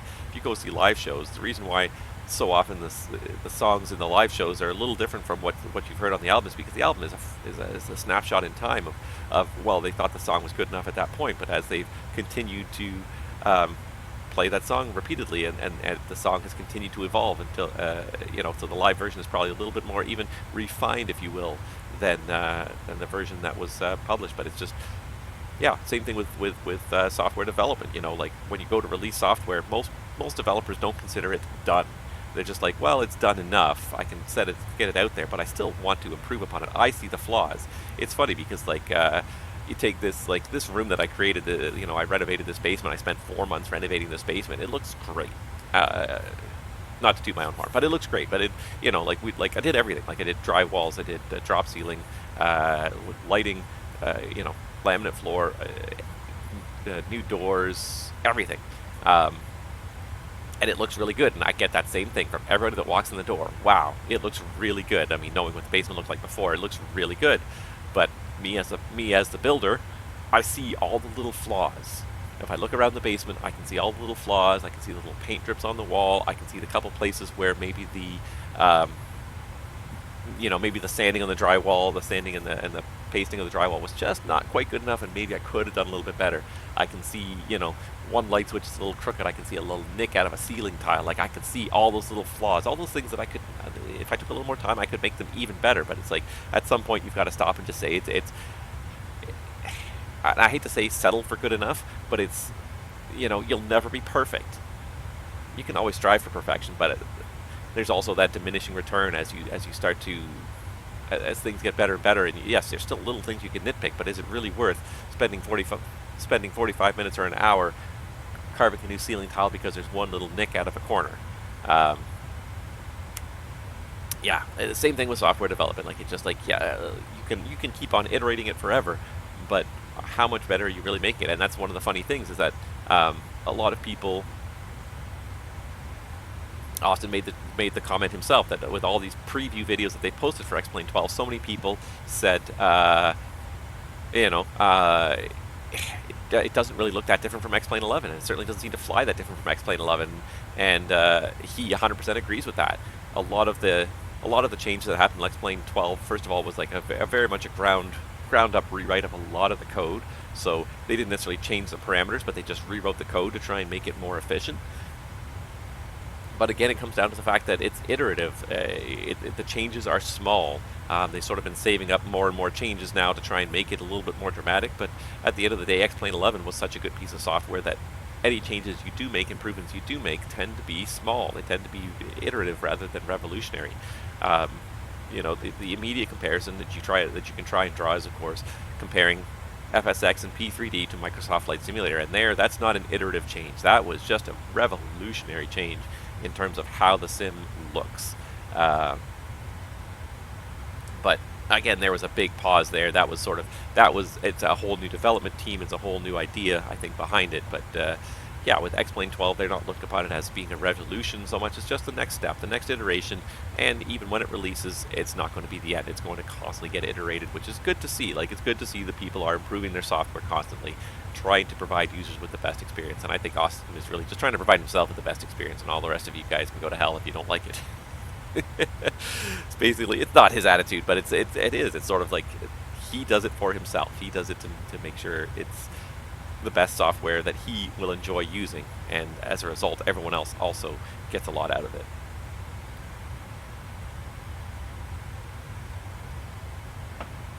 But I do like that attitude. It's true. I do like that attitude that he's not trying to be all things to all people. He's not trying to be a people pleaser. By putting out good software, he is inevitably pleasing lots of people, but he's not a slave to the market, as it were. He can do what he wants. He can experiment if he wants to, and if you don't like it, too bad. Yeah, it's nice not to be a slave to the market like that sometimes. Alright, I believe we've reached the end of Jersey, I think. Or we reached the end of Delaware. No, this is... Hold on, I'm just trying to get my bearings here.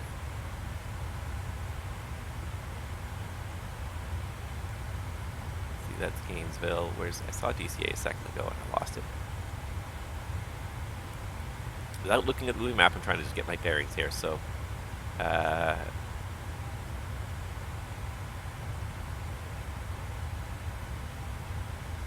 I'm not sure. I think this is the Delaware River here. This is the mouth of the Delaware River, so I think this is Jersey over here and Delaware over here, I believe. Because if this was the mouth of the Potomac River, there's a causeway that goes across that. So I believe this is the mouth of the Delaware River, so we just kind of passed Philly a little while ago. Coming to be Washington, let's just double check here. Show me my, oh, not my dashboard, my flight summary. Nope, I was wrong. We already way past the Delaware. This is the Potomac. Isn't there supposed to be, or is that it right there? That's probably it right there, isn't it? That's the causeway, so you can't even see the causeway. All you see are the two islands. I drove down that in my youth. When I was a kid, our family was on a vacation, we drove down there, but yeah, there's it's Delaware, and I believe this is Maryland. I believe the tip here is Maryland, and then that's Virginia, but yeah, there's a causeway that goes right across the whole mouth of Potomac, and it's basically, it's a bridge, it's a short bridge, it's like 50 feet off the water or something, except for the fact that because there's a giant naval station here in Norfolk, Virginia, and of course, the Potomac River is a fairly large waterway with quite a lot of inland ports. You can get to Baltimore and everything off the Potomac. So there's two places where the causeway tunnels under the ocean. So the bridge comes this far, tunnels under the ocean, comes back up here, goes, turns, bridge again, and then again there's another tunnel under the ocean, so that you have kind of an infinite, unlimited passage for large ships to come up to either the naval base in Norfolk, or to go up to the ports of Washington and Baltimore further up the Potomac. I literally have no idea where I am most of the time. See, and that's the thing, is you should have a good sense of where you are, and I'm being a bad pilot here, so let's do this. Thank you for making me feel bad. Let's do this. Let's do fix. And yeah, so KRDU. I think this will be somewhere along our route here. Alright, so there's Raleigh Durham, yeah. So, and if I look here, Norfolk should be here. One of these airports right here is Norfolk, I bet. Which I believe is...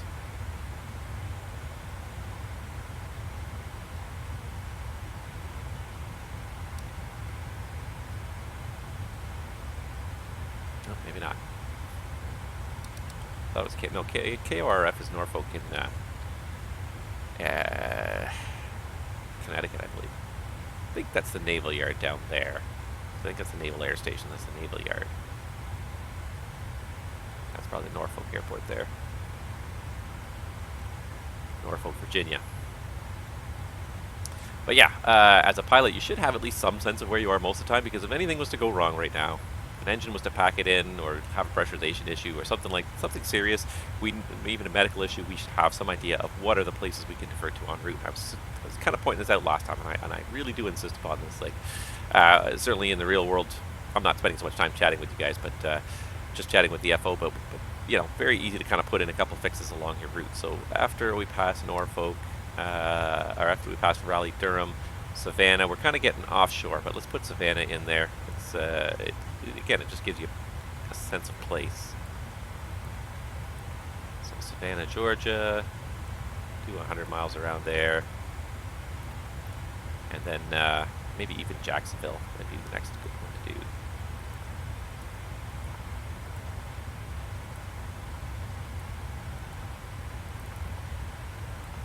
Because if you're flying airplanes that could potentially have failures, you should have places in mind to go. So there you go. Raleigh Durham, Savannah, and Jacksonville. So we're going to sort of start heading offshore in about the next 200 miles or so, but still have an idea of where to go if anything happens.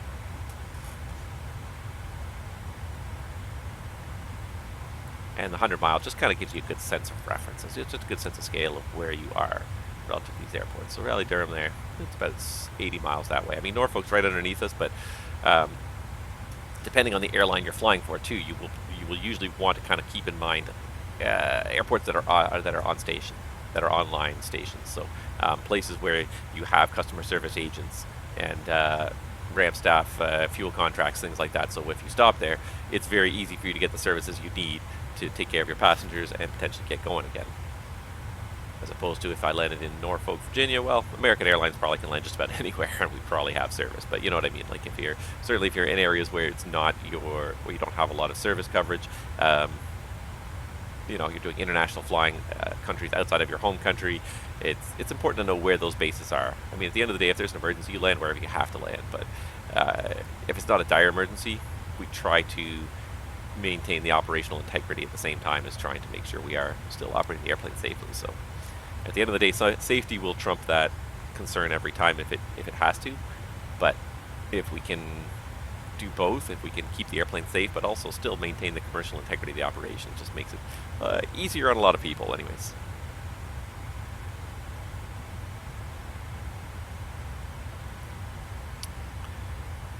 So boring, got an emergency at the ground. Once you're going there one way or another, over water head, you're headed to the water back. I wonder why I have 0 experience points. I thought we beat that topic into the ground now.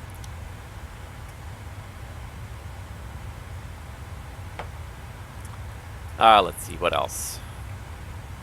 I did think it was amusing. Let's see here. Where did I just put my device? Because I tend to go to FSElite a lot because I do tend to put a lot of good information out there. But the one interesting thing that FSElite wrote, it wasn't interesting, but I just thought it was a bit humorous anyways. If I can find it here so I can just read it as a direct quote, because I think most of you will kind of appreciate it here, but if I can, where did it go here? Am I going back too far? Just give me a second, just looking for what I'm looking for here.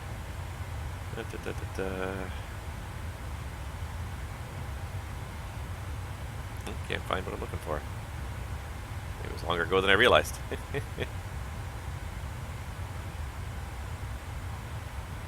There it is. FeelThere releases Frankfurt Airport for MSFS. And the subtitle is FeelThere attempts to make a rendition of Frankfurt for MSFS.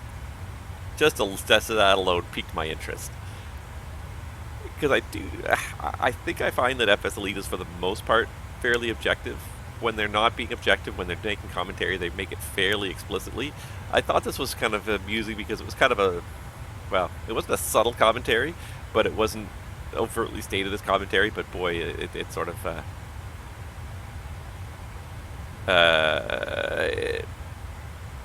yeah, even to read parts of the article, the feature list claims that the airport comes with custom animated jetways and high-resolution PBR textures. The screenshots don't showcase any of these features. FeelThere also says that the airport has custom taxi signs and enhanced airport lighting. You can judge for yourself. FeelThere feels that this airport is worth 11.97 euros of your money. It can be purchased from SimMarket. And I just read that, and I'm just like, wow, someone really is not happy with FeelThere's product quality. And I would generally agree with that, but I just thought, you know, you just have to be very careful when you're trying to be kind of a news organization. And FSElite is for the most part trying to be a news organization and just put articles out there about here's what's happening, and you have to try to be factual and kind of keep the opinions to a minimum unless you actually are really trying explicitly to make an opinion. And that was the big thing. I don't disagree with what they're saying. I 100% agree with what they're saying. I think a lot of the FeelThere airports look pretty lousy. They are not good-looking airports, and especially for what they charge, I don't think they are generally worth the price.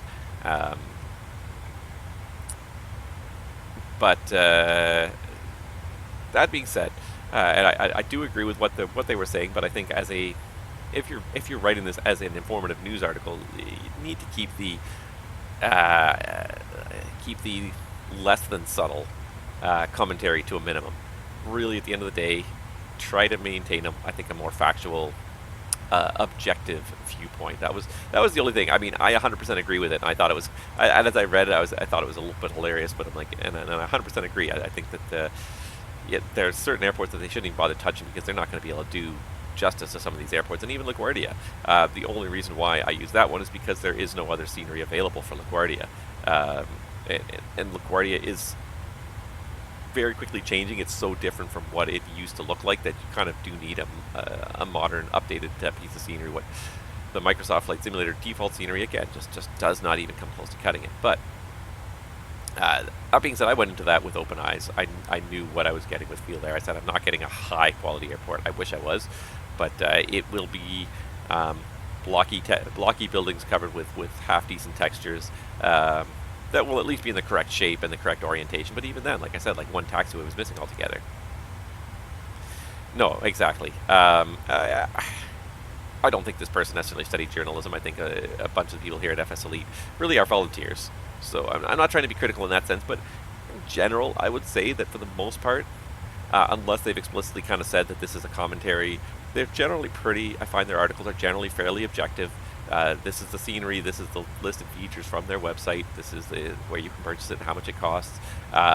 Generally, they keep things very objective, unless it's a review. And then if it's a review, fine. A review is commentary. It's a personal opinion about a product. By all means, when it says review on it, go nuts, go to town on the, okay, I don't like it, I don't think it looks good. But when it's not a review, if you're a news site and it's not indicated as a review or commentary, I think you do need to keep things a bit more objective. I totally agree with what they're saying, but again, this is supposed to be more of a news piece. This was not a review. This was not an opinion piece. This was just, yeah. Just have to be very careful with those things. We live in such a world of such subjective news reporting now. Maybe I have rose-colored glasses, but I think that the major news organizations used to be much more objective when they reported the news. These are the facts. This is what happened. And then if you had a commentary, you'd usually often bring in a second person, a different voice, and say, this is our opinion about it, or something like that. But I think when you are trying to be a reputable news organization, you have to separate fact from opinion. And no matter how often you call your opinion alternate facts, it doesn't change the facts of reality, no matter how much you will it. And it's such a weird time we live in now, where people can just publish whatever they want and say this is a fact, and as long as they've said it's a fact, even when people fact check it and say this is actually untrue, so often because someone said it, it comes across as, well, it must be true anyways. It's so hard now to discern truth from opinions, from fiction, willful fictional narratives. It's so difficult, and there's unfortunately the number of news organizations that are able to do that successfully seems to be decreasing every year, and the ones that are able to do it are not being well funded. But the people who the organizations that spew opinions as facts and then tell people what they want to hear seem to be doing a better job of getting more funding, which is a little bit sad.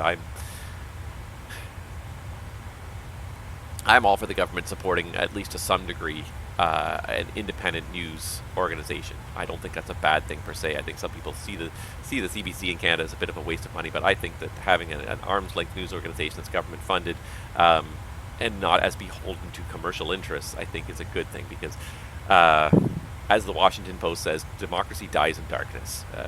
In order for people to make good democratic decisions, they need information, and that's one of the hardest things. Is getting good real information is one of the hardest things to do these days. There's so much narrative and spin and so little truth out there. It's very hard to differentiate, I think, between those two sometimes.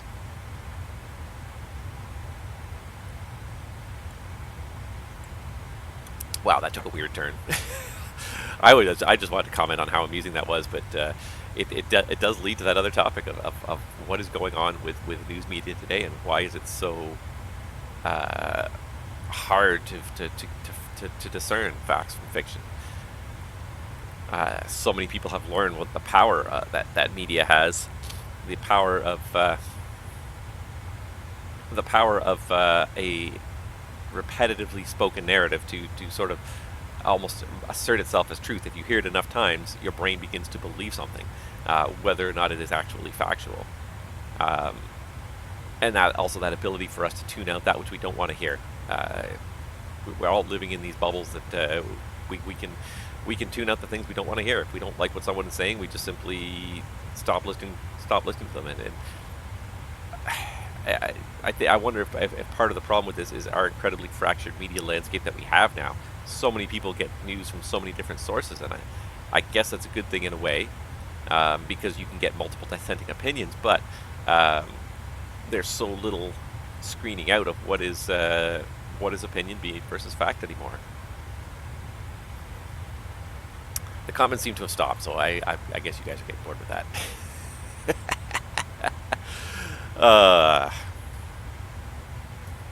What else can we talk about? Let's see, what are we doing here? We've got about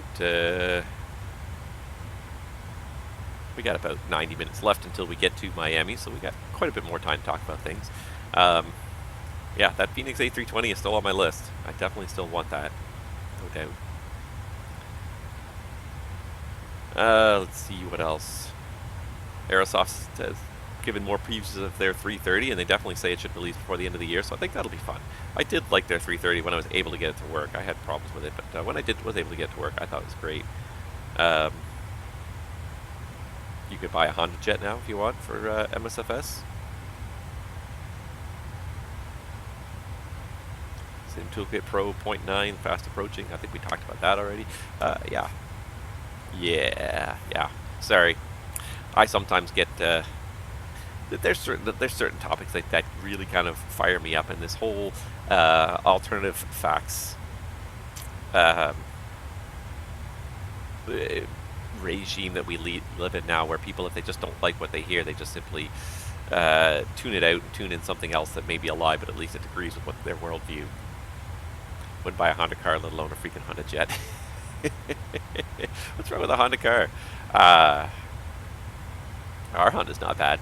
I've had no major issues with it. I think we've replaced the brakes on it in 5 years, and that's about it. And of course, changed the oil regularly, but I've had no major issues with the Honda. Don't get me started on the Volkswagen. Now there was a lousy car. Before the Honda, we had a Volkswagen, one of the worst cars I ever owned. That was a terrible, terrible car. Would never buy another Volkswagen again. It was a maintenance pig, to say the least. Our Honda's been good to us. Can't complain. And it's a Civic, so it's a relatively small car. But it's funny because like the Civic is supposedly kind of like a small car, but it's really not anymore. It used to be a small car. It used to be like a hatchback. It used to be a very small car, affordable car. It's really not anymore. It really is almost like a mid-size sedan. It's gotten big, and the thing that bugs me the most about the Civic, there's a couple things that bug me about it. One thing is that the shape of the front of that car, there's something about the aerodynamics and the shape of the front of that car. I've never seen a car so prone to stone chips. I've had a bunch of cars. I've never had one that's had so many stone chips. We replaced the window the first time within like 3 months, I think. 3 months or 6 months of owning that car. Now we've got another giant crack in it. It's got to be replaced again. But yeah, also tons and tons of stone chips on the hood and on either side of the windscreen. Like, I've never seen a car with so many stone chips in it. Something about the shape of that, the shape of the front of that car, it just tends to get the stone chips. But the other thing that really bugs me about that car is the turn radius. For a small car, it's got a huge turn radius. Our other car's an Outback. It's a bit of a bigger car. It has a much, much sharper turn radius. I can get in and out of spots with that Outback that I could never get in and out of with the Civic. And I always, for a long time, I couldn't figure out why. Like I thought it was just because I normally drive the Outback and not the Civic. So I thought maybe it's just me. I'm just not used to this car. But one day I was driving it, it's just sort of I don't know exactly how I figured it out, but it's like I realized that there was just an incredibly it's got an incredibly large turn radius. It does not turn sharply at all. The Subaru Outback has a nice sharp turn radius. The Civic really does not turn well. You need a very big space to turn this supposedly small car. It's a very strange thing. I like it as a car though. Like it's been a reliable car. It's fairly efficient on gas, but it's for a small car. It doesn't behave like a small car in most ways. For what is supposed to be a small car, I don't think it really is a small car anymore. I think it used to be, but I don't think it really kind of fits into the small car category anymore.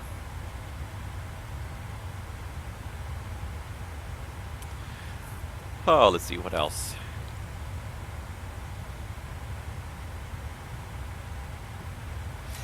I find it funny that we're here sailing along right now at 11 o'clock. It's pretty much exactly the same thing I was doing yesterday. My first flight, pretty much we got airborne at around 9. It was probably about 9:30 for about a 3-hour flight. Small car is a dream of being a big boy car. Yeah, that might be right. Maybe that's why. It just like, again, I think it comes down to it's cheaply designed, cheaply built. But like I said, it's been a fairly reliable little car. Simple, not a whole lot of complexity to it, but yeah. Part of the problem with automotive design these days is that even the most entry-level cars are so obsessed with adding so many bells and whistles that even the entry-level cars are basically not affordable anymore. You know, like an entry-level car before was you know, you get a frame, you get engines, a gearbox. That was about it. There was nothing electronic. You get a radio in it. You know, manual windows, no air conditioning. You know, just a vent system. But like, that's what you're buying. You're buying an economical car. I don't have a lot of money to spend. I can roll down the windows with my arm. I have a hand. I don't just need to use my fingers. I can actually use my arm and roll down the window, and it's fine. But even like entry-level cars now, everything's electronic and everything's computerized, and there's nothing entry-level about entry-level cars anymore. Even the cheapest cars on the market now are $25,000 cars.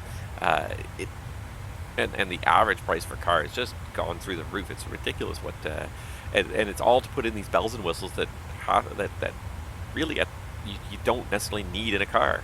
I read a great article and it was fantastic, promoting removing safety features from cars, because the trouble with putting all these safety features in a car is that you've made people forget that driving a car is actually a dangerous activity. By making it so safe, you've made them forget, and people don't put the caution and care into driving that they should, because they're so ensconced in their nice warm leather living room on wheels that they forget that they're hurtling down the highway at whatever it is, 60 feet every second in a 2-ton death machine, and people forget that.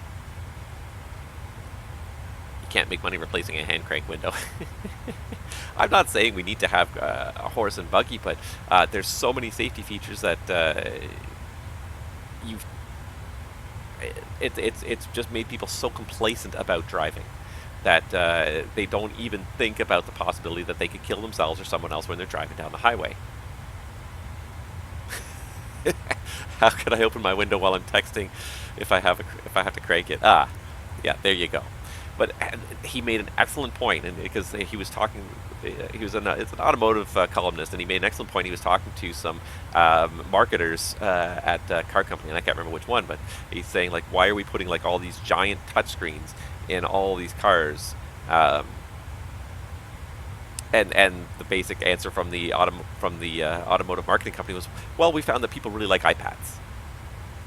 And I'm like, yeah, but when you put an iPad in front of a person, they are designed explicitly to grab your eyeballs and hold on to them for as long as possible. That's one of the reasons why they're designed the way they are. They're not necessarily always intuitive because they want you using them. They want you looking at them to try and use them. They drag you in and spend as much time as possible staring at them. When you're driving a car down the highway at 100 kilometers an hour, the last thing you need is a very distracting device sucking you in with needing extra attention, which is why having an iPad or anything like an iPad, a touchscreen in the middle of your car, is such a bad idea. When you're driving a car, your attention should be focused on the road, not on trying to manipulate this fancy, complicated navigation system or trying to, figure out how to operate your air conditioning system. Having a touchscreen in a car is not necessarily a good thing. In a car, you want simple controls that you can operate without even looking at them. The knobs and dials, like as old school as they are much more effective controls than a touchscreen because you don't have to look at them. I can flip the radio station in my car. I can change the temperature, turn the air conditioning on and off, change the vents without ever looking down from the wheel, without ever looking down from the road, because I know those buttons, I know those knobs, and I know exactly where they are. With a touchscreen, you have to look at it in order to punch it, and now your eyes are no longer on the road for whatever length of time you're looking at that touchscreen. So watching a movie while driving is bad.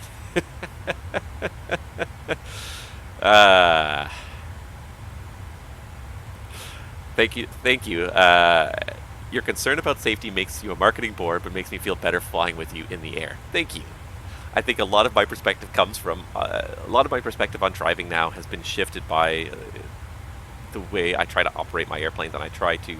I hope that we do not end up with the same thing in airplanes. I hope we don't end up with a lot of touchscreens. As a pilot, I will tell you, touchscreens in airplanes, bad. And why? One word: turbulence.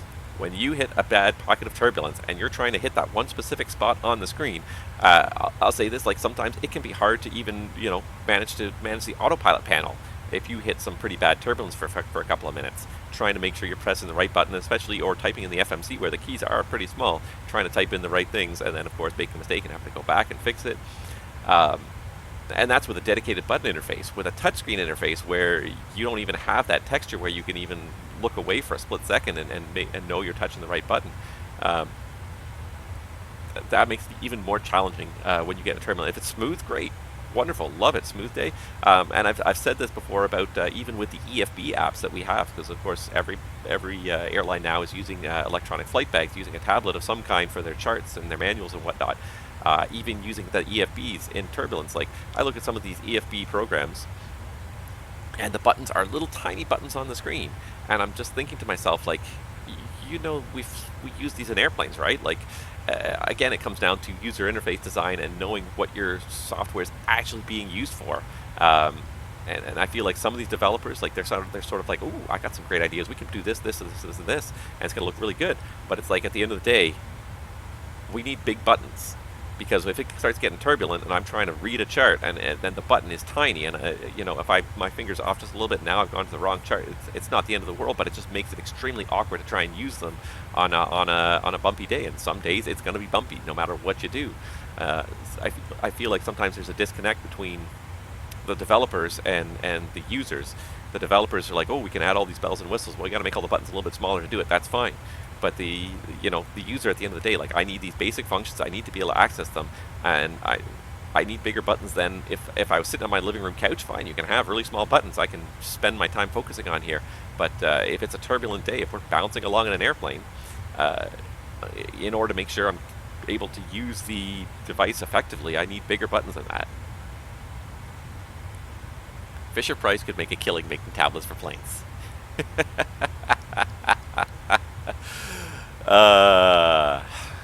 Wait, I don't have AC. I do have AC in my car, so the question is whether or not I use it half the time. I tend not to use it unless I feel it's necessary. But it's one of those things. But like, again, it to me it's like the building the condo buildings in Toronto without parking spots. There was a big uproar because there was a developer that wanted to build a condo building in Toronto with no underground parking, no parking spots whatsoever. And there's this giant uproar. Where are people going to park their cars? It's like, when you buy a unit in this building, you buy it knowing that there is no parking spot. If you choose to live in this building, there's nowhere to park your car. If you own a car, you've got to find somewhere else to park it or sell it. Don't own a car.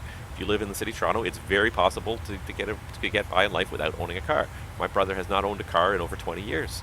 He gets by just fine. Every once in a while, he rents a car if he needs it to pick up a large item or go on a road trip or whatever, but he doesn't own a car. Then there was a big uproar. They said, you can't do that. You can't build a building without parking spots. And yes, you can. As long as you just tell people when they buy the unit, this is what's here. This is the unit you're buying. There is no parking spot in the basement that comes with this unit. That's it. This building, this bedroom, living room, whatever. And people couldn't get over this. It's like, well, how can you have a building without spots? It's like, because that's what they're selling. Same thing with an entry-level car. I'm selling you a car without air conditioning. I'm not promising there's air conditioning when there's not. This is an entry-level car. It only costs $15,000 because there's no air conditioning. There's no electronic navigation system. There's no this, that, and the next thing that you don't, the bells and whistles of yesteryear so quickly became mandatory in every single car. And it's like, so there is no real entry-level car. Anyone who's, probably more than 30 or 40 years old, their first car probably did not have air conditioning. If it did, it probably didn't work. But that's what you're selling. If you have $15,000 to spend, this is the car I can sell you. If you have $40,000 to spend, I can sell you this nicer car. It has air conditioning. It has, power locks and power doors and keyless ignition and all this other stuff. But if you want an inexpensive car, this is the car I can sell you. And it costs less money because there's less features in it. But not everyone wants those features or needs those features all the time. I'm not a big car person. I don't necessarily. I drive to work because I have to. Because taking the train takes me 4 times as long to get to work as it does to drive. But when I look upon a car as a transportation tool, does it get me from point A to point B reliably? That's the biggest thing. I don't care if it's got a fancy screen in it. I don't care. I don't even care if it necessarily has power locks, power windows. The remote stopped working on my car years ago. I asked them how much to replace it. They were like, well, the remote is $275, and then to program it, it's another $275. I'm like, it's just not worth it. There's a key in my hand. I can walk up to the door and unlock it.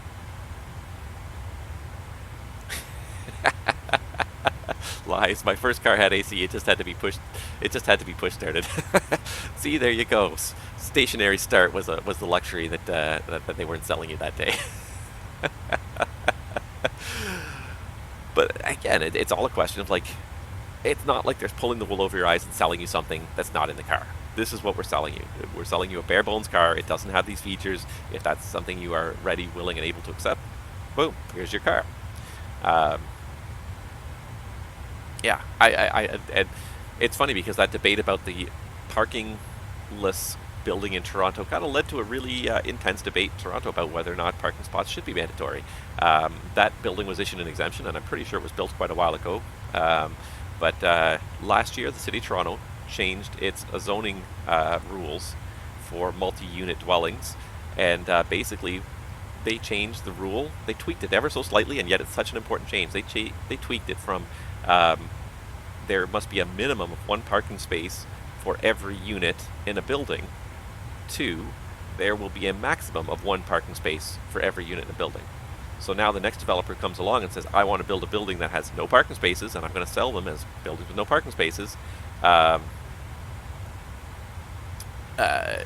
it's not going to be an issue. They're not going to need a zoning exemption or anything like that. It's going to be fine, and in fact, it's going to reduce the number of cars driving around in downtown Toronto because now the number of parking spots required for each building has actually gone down. Instead of being a minimum, it's now the maximum is 1 per unit.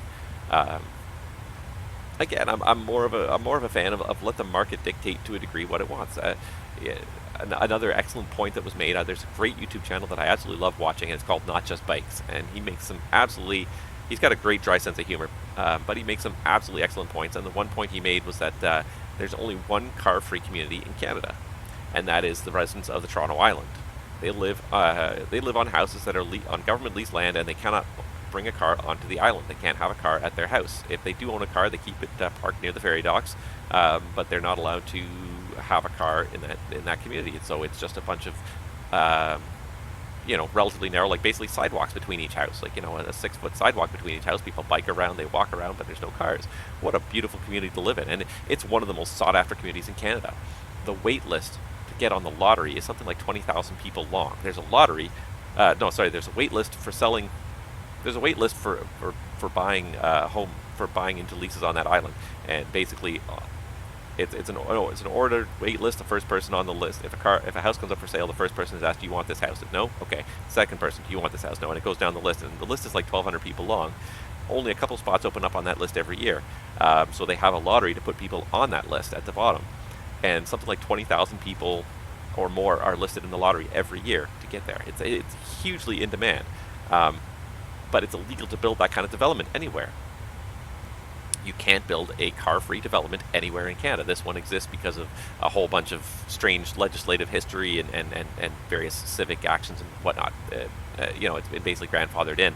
But you couldn't build that if you wanted to, and I think there's a market for that. I think there's lots of people who like to drive everywhere, but there's lots of people who would like to give up that car-dependent lifestyle, would much rather live in a community where the houses are separated by sidewalks, and all you have is bicycles going up and down between the houses. If you need stuff delivered, there's a road around the periphery of the community, but each house, there's not like a 30-foot wide street in front of all the houses, taking up tons of space and encouraging lots of traffic noise and all that other stuff. Not everyone wants to live in that. That's fine, but I think that developers should have the option of building that and selling that if they want. And this is what we're selling. We're not selling you something you don't know about. This is a car-free community we want to sell you.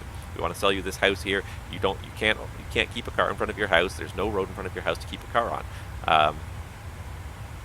But sell that. But if you sell that right up front as this is what we're doing, this is what we're selling you, I think there would definitely be a market for that. Not everyone would buy that. Absolutely not everyone would buy that. But I definitely think that developers could get by doing that. But the development laws in North America are so archaic that and certain business interests that benefit from the car-dependent culture that we have are so firmly entrenched that no one can even propose that now because it's so far out of the existing zoning bylaws. They're all squatters. Kick them out. Yeah, you know that whole island deal. I think it's a great model community, though. Yeah, okay, they can be a little bit complainers, but it's such an interesting, different lifestyle, and it's nice to see that this is something that can occur, and are there ways that we can encourage it elsewhere, similar communities elsewhere, along different waterfronts, perhaps, or just elsewhere in Canada. It's not something you can build in Canada if you wanted to. Because you have to have a 2-car driveway in front of every home, and I get, yes, you need access for deliveries and emergency vehicles and things like that. Like, there is a certain amount of access you need to have, and that's that you have to find a way to sort of work around that. But I think there are solutions to that as well. You can have sort of a central location where deliveries, mail is delivered and other deliveries delivered, and have wagons or even little scooters, even like little golf carts that are able to drive drive up to each house, but take away those big giant motor vehicles that are noisy, that are constantly driving around, that are a risk to your kids. Like, wouldn't it be nice if you lived in a neighborhood where there's no cars within 500 or 1,000 feet of your house? There's dozens of neighbors, but no cars driving within that area. Send your kids out to play in the street because the street's just a sidewalk. I know it's kind of an idealistic vision, but we've got to try.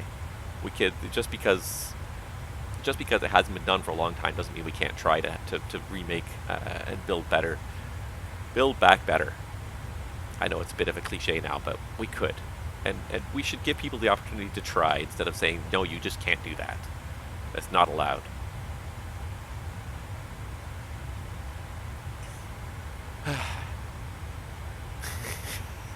Push start. You were lucky.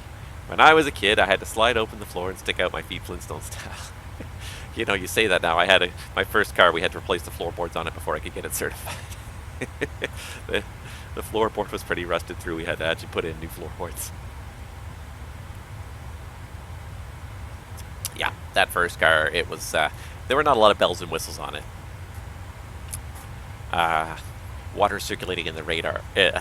Water circulating from the radiator was a bit of a whistle. I'd be driving up a long hill on the way home, and I could watch the temperature gauge just going up. The radiator was not very effective after. It was an old car when I bought it. I bought it for like $300. It was not a great car when I bought it. It was honestly not a great car, but it got me to and from school for the first year. So I mean, it did the job. But I knew that going in, eyes open. This is the car I'm buying. It's not a great car. It's an old car. It's beat up. It's rusty. But it still runs. It still gets you from A to B.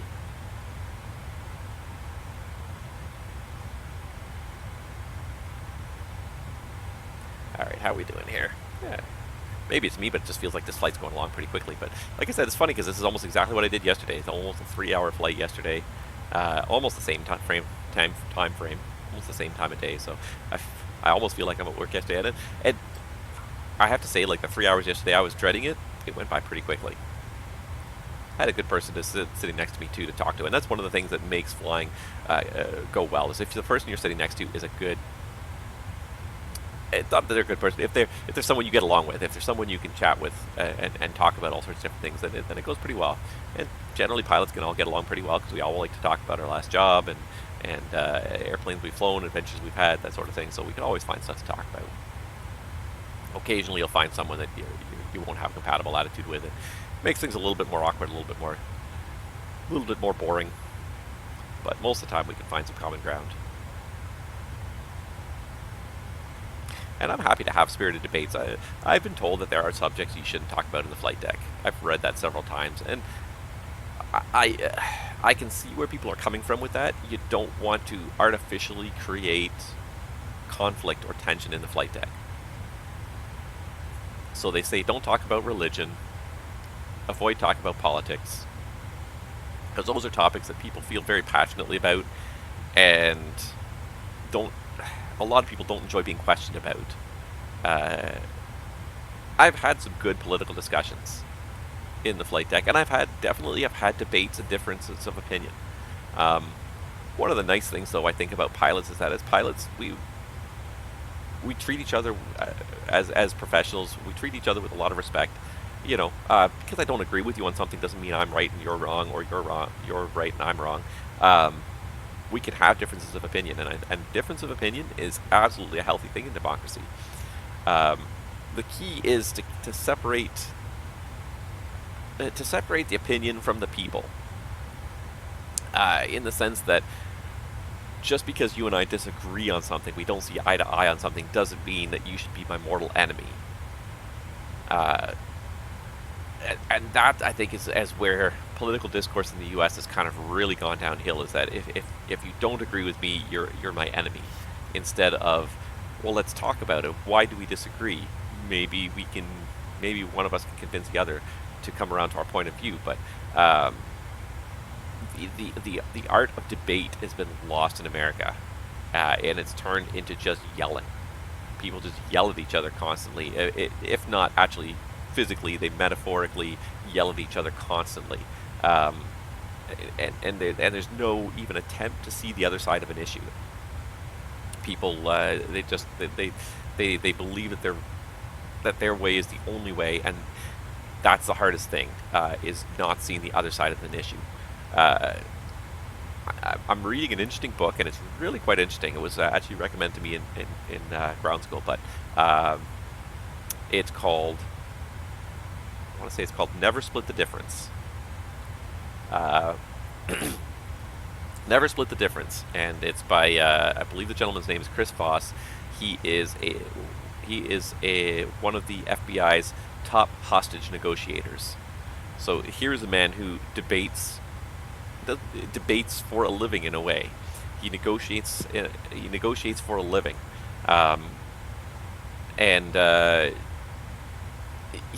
I've only made it through about 1.5 chapters so far, and I really want to take more time to read it, and hopefully I'll get some chance to read it later today. I've only been reading it for a couple days, but absolutely makes some great points. Really great read. He talks about various stories of various different incidents that he dealt with throughout his career, but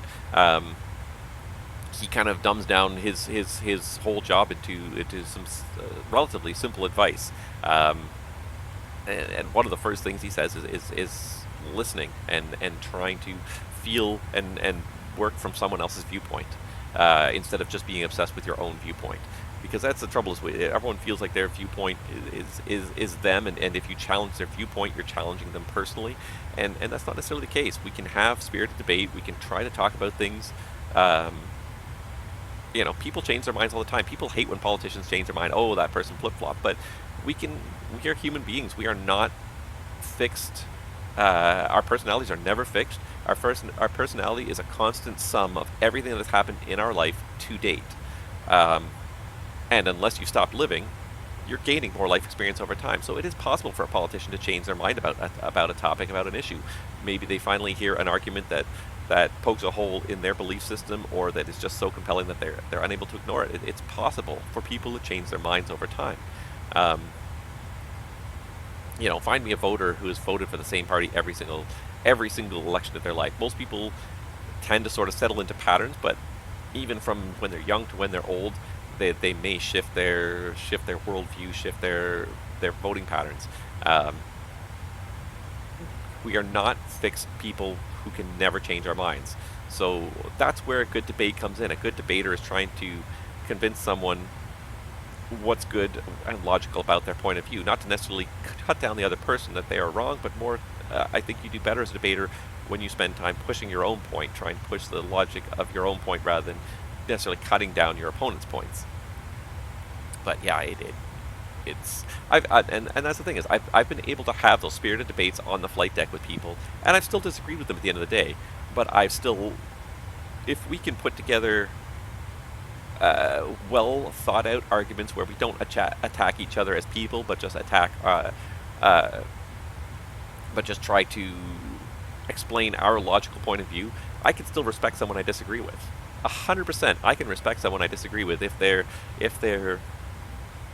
convictions are sound, if their logical arguments are based. They have, maybe they have a slightly different way of working out their logic, but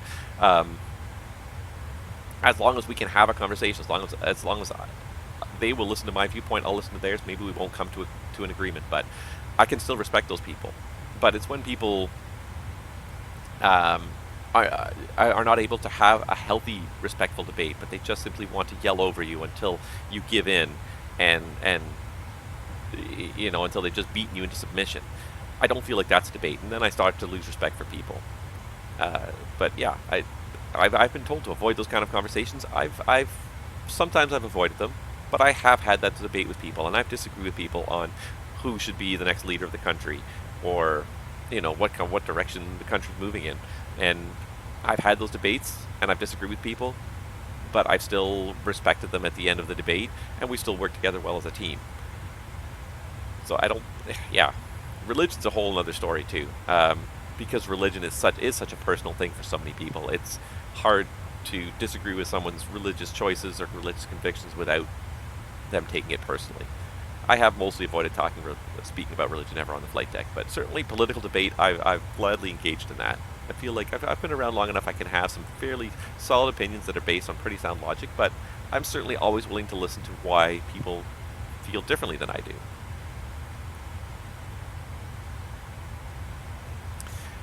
Alright, how are we doing there? Still got... Would have been nice to have ATC all the way today. Miami is a popular place though. 6 departures right now. It's been a non-stop Non-stop joyride in Miami. Let's just have a look at Miami's details here. Arrivals, they've only got 6, but they've got 22 active departures on the VATSIM network right now. Lots of people have taken off from Miami this morning. Fortunately, there's not much to look at outside now. Nothing but endless ocean. Pretty much lost sight of land off there to the west. If you look very faintly in the distance, you can kind of see it. I also love the fact that even out here, if you get high enough, you kind of get a little bit of a curve there to the planet's surface. It's not much, but it's a little bit of a curve there. One thing I really need to do, I haven't done yet, I did download that Maverick DLC. I have not even loaded up that Dark Star aircraft, but that just looks like fun. More than anything, I think it's a toy to play with. I don't think it's necessarily something that you can really use in a realistic fashion, but what a fun little toy to play with and prove how far you can push the simulator, how far above the planet's surface you can climb, how fast you can get from place to place if you start to take down some of the technological hurdles. Seems like a fun aircraft. I should take it flying sometime. I haven't even loaded it up. The one thing I did do with the Maverick DLC was I did load up one of the challenges. Pardon me. There's a bunch of challenges. A bunch of them are low-flying challenges, where you'll fly a route that's 20, 30, 40 miles long in the F-16, and you're graded based on your average height. The lower your average height for the legs, the higher your score. So the idea is to kind of hug the deck as much as you can without obviously crashing your airplane. It's an interesting challenge. I don't feel like my controls respond that well. I don't have too much experience flying the F-16. I don't feel like my controls are responding very well, so I was not comfortable going particularly low. That's also probably just my natural instinct as a pilot, is to just don't fly right over the treetops. Don't, try not to get the wheels wet as you're flying over the surface of the lake. Yeah, it does feel very unnatural to me, but that's the nice thing about, simulation, is you can do things that you wouldn't normally do. So I kind of was enjoying that aspect a little bit. It was fun. I didn't do a particularly great score. I think on the leaderboard I ended up at like 25,000 place or something. So not exactly a high scoring person, but it was fun. I enjoyed it. You know what we never did? I just realized now, we passed Kemper a long time ago. We never did that step climb we said we were going to do to 38. FO forgot to remind me as well. You know what I wanted to do as well? I'm just going to leave this for a second here. I'm curious if this works in this aircraft. So we're on our way to Hogue.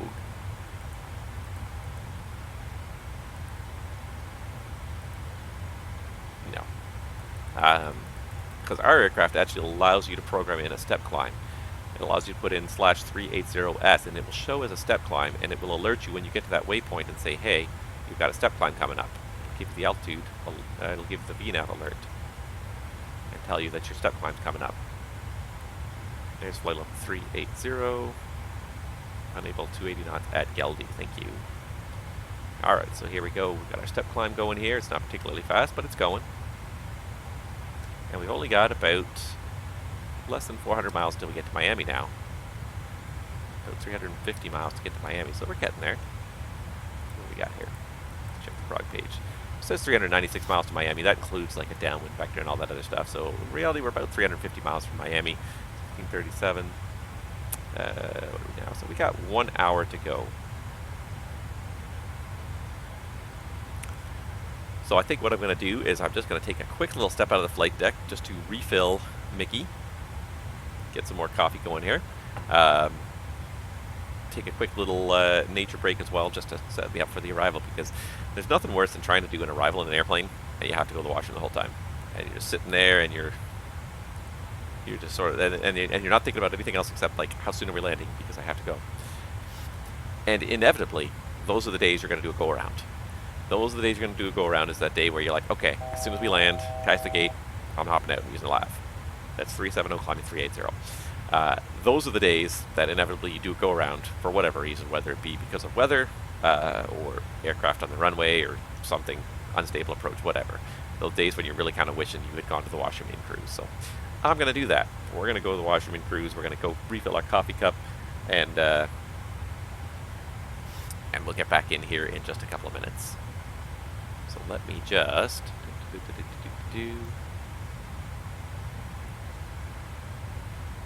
Yeah.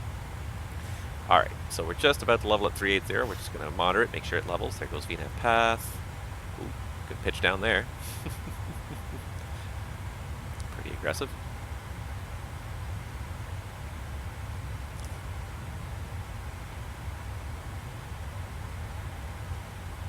Alright, it's trying to find itself, but it seems like it's leveled off pretty well. Alright, I'm going to step away for less than 5 minutes, and we'll come back up and we'll start setting up for that arrival. Just make sure we're ready for it, and we'll try and find some other stuff to talk about as well. So stay tuned, guys. We'll be back on deck in less than 5 minutes.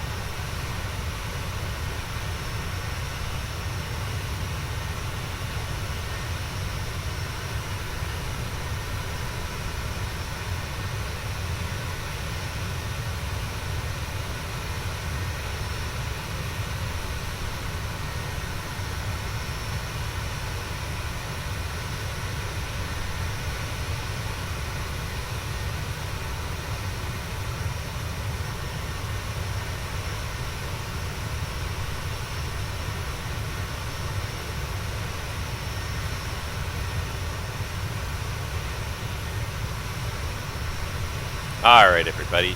We are back. And on our way.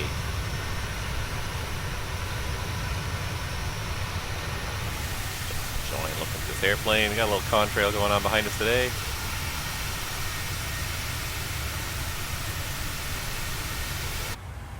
Alright, but back in the flight deck.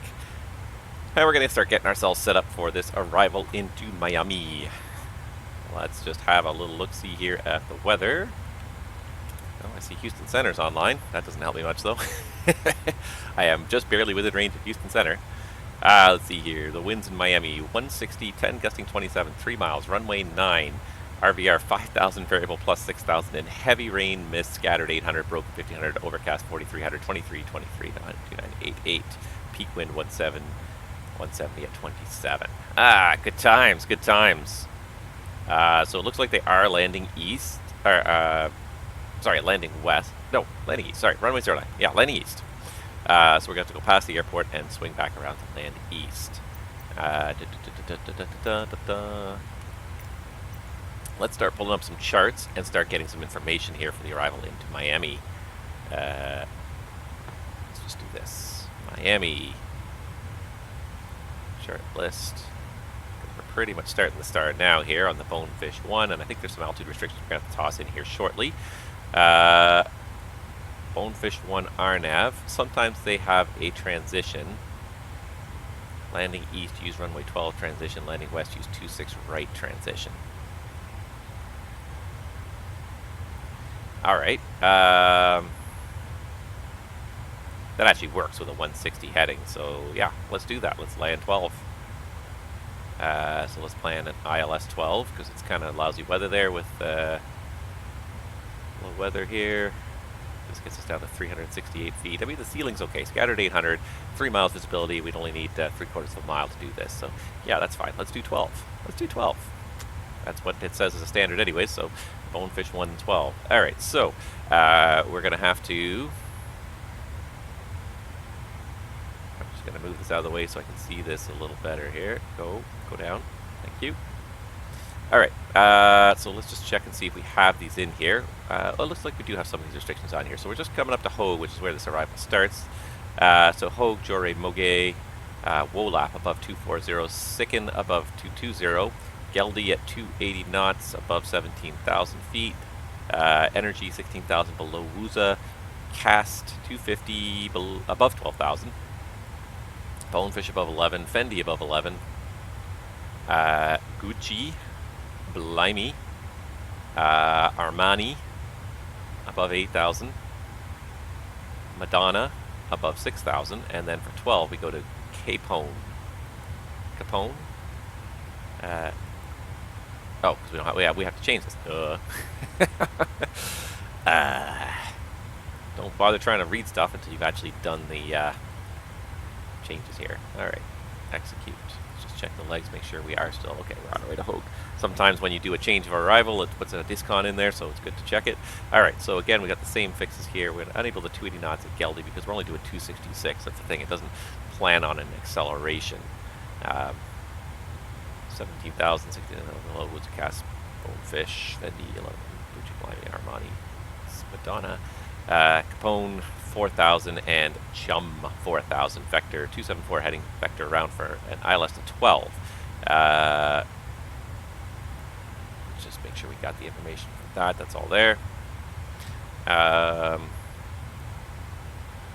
DHP, actually, we don't want DHP.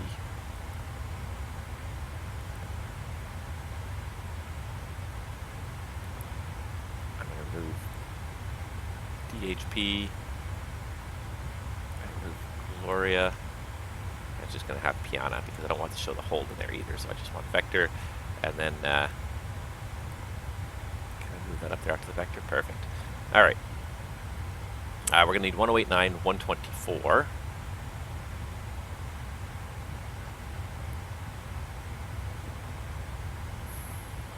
I totally messed that up there. Alright. So 1089.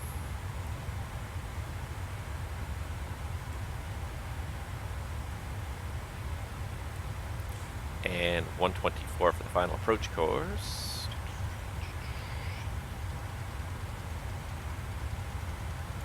Oops, too far. There we go. 124 on the other side as well. See, the plane flies just fine with this clipping, but it's just annoying. Just so distracting. Fortunately, it's on the FO side. If it was happening on the captain side, and I have seen it happen on the captain side, I would not fly. I would reload the airplane and do it again. Very frustrating to look at. Alright, ILSDA of 376. Just gonna move this out of the way so I can see my minimums field while I'm bumping it up to 376, and then we're just about set up here. Before we do anything else, oops, I just want to also have a look at the NOTAMs and make sure nothing terribly crazy is going on in Miami today. So let's pull up my SimBrief flight plan here again. Skip to the NOTAMs, Miami. Markings obscured, not standard. Bonefish 1 arrival, correct plan, via speed restriction to Ocean. I don't think Ocean was on our route, was it? Bonefish 1. Ocean, no, it's if you're going to land west. We're not landing west. Okay, good. All right.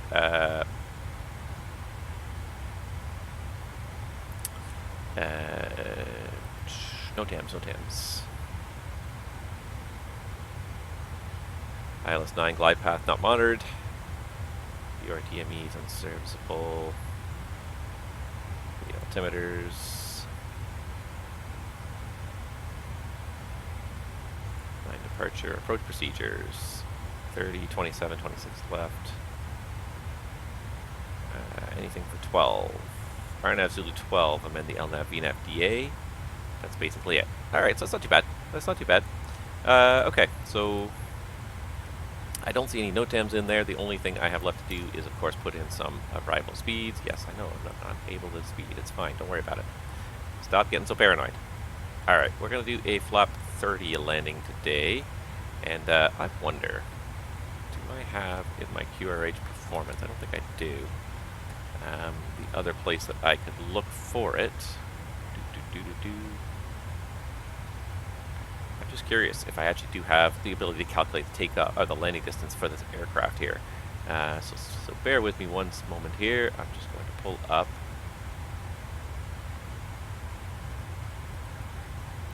my PMTG FCOM. And I do have performance numbers in here, so let's do a quick little, calculation here, shall we? Just for fun.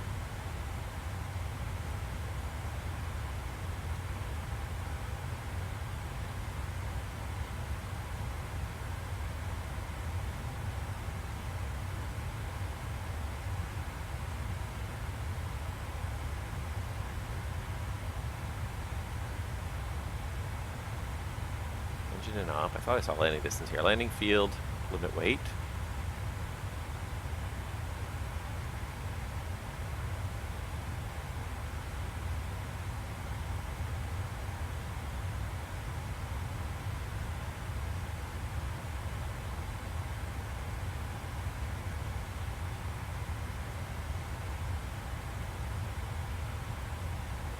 So performance dispatch. Pardon me. Performance in flight, that's what I'm looking for.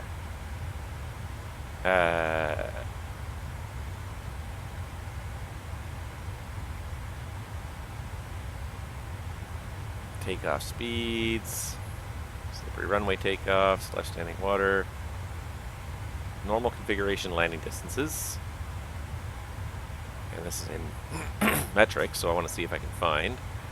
Yeah. Performance in flight in imperial units. Alright, takeoffs. I have to bookmark this for future use. Non-normal configuration landing distances. Normal configuration landing distances. Alright, so nothing's gone wrong with our aircraft. We're estimating 122,000. So 122,000. We're going to go with wet runway if I can have numbers for it. These are all dry runway numbers. Dry runway. Good reported braking action. Normal.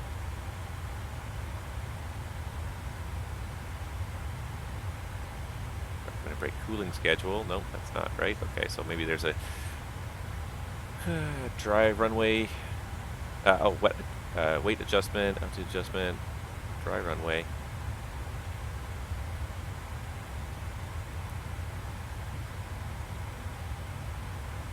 Is there no compensation for a wet runway? Because it's going to be wet. There's no doubt about that. Okay, well, let's deal with this.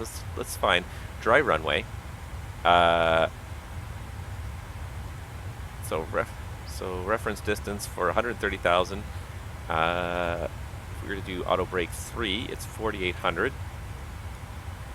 Per 1,000 below, we can take off 280 feet times 8. That's about 2,400 feet. So we're down to about 40. 300 times. Oh, per 10,000, not 1,000. Okay. So yeah, we'll go with 4,800. Altitude adjustment, yeah, we're pretty much at standard. No headwind compensation. I won't bother with the slopes. Temperature adjustment, it's above ISA, so we have to add 10 degrees above ISA. Let's add 130 feet, so we're up to about 5,000. 10 knots above VREF 30. That's another 550. If we do 10 knots fast, with gust, we probably will. So let's say we leave it at another 1,000. So we're at 5,000, 6,000, and make no reverse adjustments at auto brake 3. Oh, that's dry runway. Oh, this is good. Okay, I'm not even reading the chart here. So good reported braking action, which is probably what we'll get on a wet runway, maybe even medium. Let's say auto brake 3 again. We get 4830. Even if medium, we'll say 5,500. If we come in fast, we can go up to 6,500. And reverse thrust adjustment. If we were to do no reverse, we'd add another 1,200. So 6,500. Oh, we're 10 degrees above ISA. Yeah, 60, 67. 77. Let's call it 77. What is the landing distance here? And that's it with no reverse. It would take us 77 to stop here in Miami. Assuming medium braking. We got 93 even on 12, so that's sufficient. So we'll do auto brake 3. 1, 2, 3. There we go. I actually did the landing calculation for once. I almost never do it, and boy, was that kind of mind-numbing to try and do. But nevertheless, it's good to have that distance calculated. So we know that with flap 30 on a wet runway, even with the thrust reversers in op, we'll use about 7,700 feet. So we should be more than good enough here. So there's Jacksonville. MCO's here somewhere. I didn't put that one in. Let's just put that one in as one last fix. I can replace RDU because that's way behind us now. KMCO. Slant 100, which is also our alternate. And at this point, we should also probably check the weather in our alternate just to make sure it is holding as an alternate, because one of the reasons why we had 2 alternates was because Orlando did not have great weather. It had thunderstorms in the forecast. Right now it's showing 10 miles and scattered 2,600. Yeah, if we had a dispatcher as well, we'd just ACARS them and say, hey, is there any weather moving towards Orlando at this time? And the dispatcher says, well, it's kind of swinging up from the south. It's not there yet, but it could be there in the next hour or so. Daytona Beach, our secondary alternate, would definitely stay clear for a little bit longer. Okay, we are almost there. So let's get this approach briefing out of the way here. Alright, so we are doing the Bonefish 1 arrival into Miami International. This is posted plate 10-2 Bravo, effective the 19th of May of 2022, so that's just been updated. I don't know this arrival, so I don't even need to read the changes because I gotta read everything anyways. RNF1 DDR GPS is required. Snaggy for all summers, Mormie transitions, that's not us. Radars required. Landing east, use runway 12 transition, that's us. Expect a runway assignment from MIA approach prior to Bonefish. Do not file for all Mogi or Geldy transition to be assigned by ATC only. Monroe, nope. Repeat, nope. Okay, so none of those other notes apply to us. If we had Miami approach online around Bonefish, we'd get our runway assignment. We're planning 12. Again, so we're going to go into the FMC. The fixes are, we just passed Hogue, we're on our way to Jore. After that, Moge, Wolop above 240, Sicken above 220, Geldy 280 knots above 17,000, Energy up, Energy below 16,000, Wusa Cast at 250 above 12,000, Bonefish above 11,000, Fendi above 11,000, Gucci, Blimey, Armani above 8, Madonna above 6, Capone 4,000, Chum 4,000, 274 heading, Vector around 4, the ILS to runway 12 in Miami. Plate 11-4, effective the 19th of May of 2022. Lots of stuff changing all the time here. What are they changing? Chart format. Okay. Loke's going to be IGEM 1089. I got 1089 on number 1 and number 2. That's looking good. Final approach course 124. Set both sides. VEPCO, the glide slope check height at 2000 and the ILSDA of 376. Set. Touchdown zone at 8 feet. The LFE is set to 0, which is the closest we can get. MSA is 2,900 feet south of the Dolphin VOR, which is just west of the field, essentially almost on the field. Missed approach is climb to 800 feet, then a climbing left turn to 3,000, outbound on the, or direct the Virginia Keys VOR and hold. I'll put that in the backup just in case we need it. And the FMS should sequence us there automatically anyways, but we're just going to put it in there. So we have it ready to go if we do a go around. 171. Alright, altimeter settings and inch transition level flight 180. DME radar required, visibility reduction by helicopter not authorized, VGSI and ILS glide path not coincident. 3-degree glide slope, PAPI's on the right, MLSR lighting system. RVR 4,000 or 3/4 of a mile. Right now it's 3 miles in heavy rain, so we should be okay. It's not a great day in Miami, but this actually might be kind of fun to watch. And yeah. I removed the Gloria fix because it was trying to do a procedure turn there, so I've just got Piana and VEPCO, and I can put a 124 inbound course to Piana there to give us something to intercept. Once we land in Miami, we're going to take a convenient left turn off of runway 12. It's probably going to be around Victor Uniform, maybe even Sierra Tango, depending on how well we touch down here and roll out. We're going to look for positive touchdown today because we got the wet runway and rainy, potentially gusty conditions. We're going to look for a very positive touchdown. And I'm just looking up on the other screen here, a gate for arrival. So just trying to find... let's see here. Last time we did an American flight from LaGuardia to Miami. Let's see. American. There's a lot of canceled flights today. I'm looking over it, like half the day is canceled. It's not looking good in Miami today. Half the day yesterday was canceled. There are a couple cancellations today. There is an American flight that is on the way. So they're planning to go to gate Echo 6 in Miami. So let's just pull up the parking gates. Echo 6. Right here, just off the International Concourse. Yeah. New York to Miami, gate Echo 6. Alright, so yeah, right here, Echo 6 is where we're going to go. So we'll have to, wherever we get off, probably pop up back into the terminal here, into the apron here, Echo 6. And that's basically it. Terrain around Miami, again, 2,900, I believe, to the south. Yeah, 2,900 to the south. Weather is obviously a big issue with the rain. Storms rolling through the area, heavy rain right now, so we're doing our best. We've got auto brake 3, and we will use full reverse thrust to stop on the runway. We do estimate that even without reverse thrust, we should be able to stop on this runway with auto brake 3 under medium braking conditions, so shouldn't be an issue. And last but not least, operational. No MELs on this aircraft. Everything's functional. Nothing's failed yet. No NOTAMs. Not enough people viewing the channel to make me turn on the failures, so too bad. And let's see, I think that's about it. Yeah, fuel to go to Orlando. Again, we said in our flight plan we needed 6.1, and we are at 11.8 right now, and I believe we're showing 10 over Miami. 10.3 over Miami. So we have about 4,000 pounds of extra fuel when we get to Miami. We can probably hold for about an hour. Definitely do a go-around, come back and try it a second time without having to be too concerned with the fuel situation. So we definitely got a little bit of extra fuel in the tanks there, which is good because we got some adverse weather. I'm actually going to throw a little notice out on my YouTube and the Discord and just say, hey, come and watch a landing in Miami in heavy rain, because this could be interesting. I don't know how well Microsoft Flight Simulator honestly is going to simulate it, but yeah, nevertheless, could be interesting. So I'm going to throw out a couple of little messages here.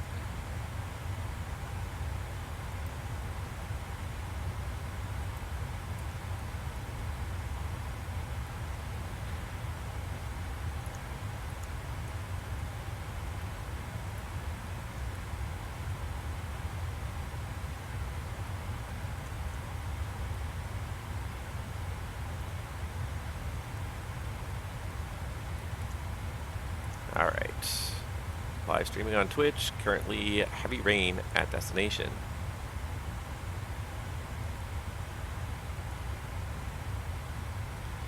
I'm watching an interesting approach and landing in Miami. For those of you that don't have lives or jobs, apparently. Perhaps I should not insult my audience.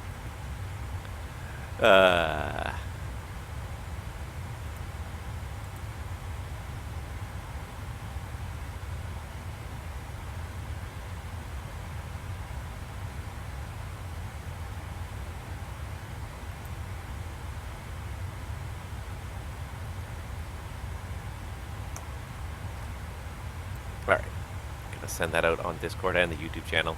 Just see if we can lure in a couple people to watch, because this could be an interesting landing here. We're about to start down. There goes Orlando just off the right wingtip there. Disappointing, need more failures. PMTG development wasted.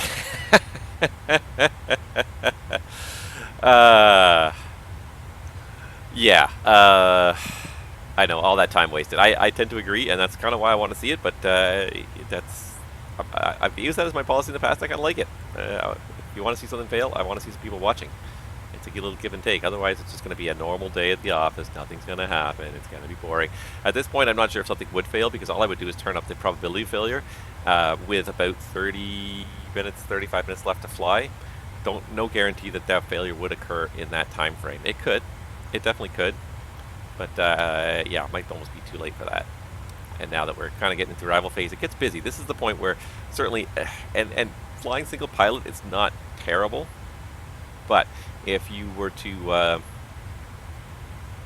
if you were to have a failure in real life, of course, then if you have two crew, this is an immediate division of duties. Usually the pilot flying continues flying. They take over the radios, and the person, the pilot monitoring, will handle the checklist. They'll pull out the QRH, they'll start running the checklist, and they'll do any other additional communication above and beyond ATC that's usually required, as well as setting up for an arrival at some other airport. So there's lots of kind of steps to do, but when things are going well, it's not that challenging for one person to fly this airplane.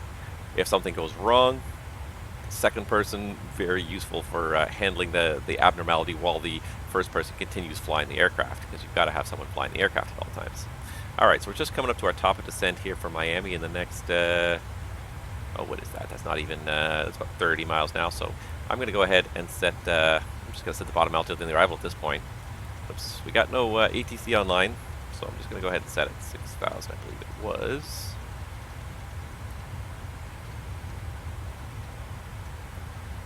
I believe it was 6,000 for, no, actually it's 4,000, sorry, my bad, that's why you look. If you're not certain, always double check and verify. 4,000 feet for Capone and Chum. Alright, so we're just about set up for arrival. We are just over 100 miles away from Miami. Heavy rain reported on the last METAR here. RVR 5,000 to plus 6,000, so I think we're going to make it in. But it could be an interesting approach at landing. The wind's 160-10, gusting 27, a little bit of gusty wind. Not the best conditions for landing. I would definitely be a little bit hesitant about this in the real world. I'd definitely be questioning it, like, is it really suitable? Should we be considering our ultimate? And also the other question, of course, to have is, what's the situation going to be if we wait? And this might be a situation where ATC would have people potentially holding.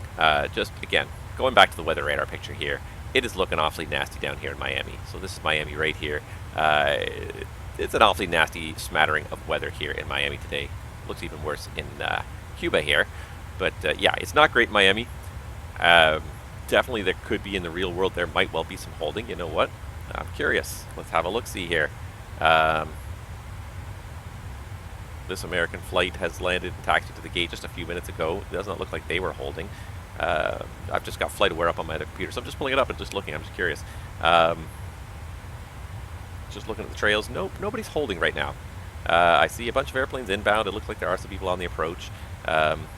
Looking at the live weather on FlightAware, it looks like it's kind of, there's a little bit of really bad weather to the north, a little bit of really bad weather to the south, but nothing directly over Miami itself, like some light rain, but it actually doesn't look too bad right over Miami right now. Looking at the weather radar on FlightAware.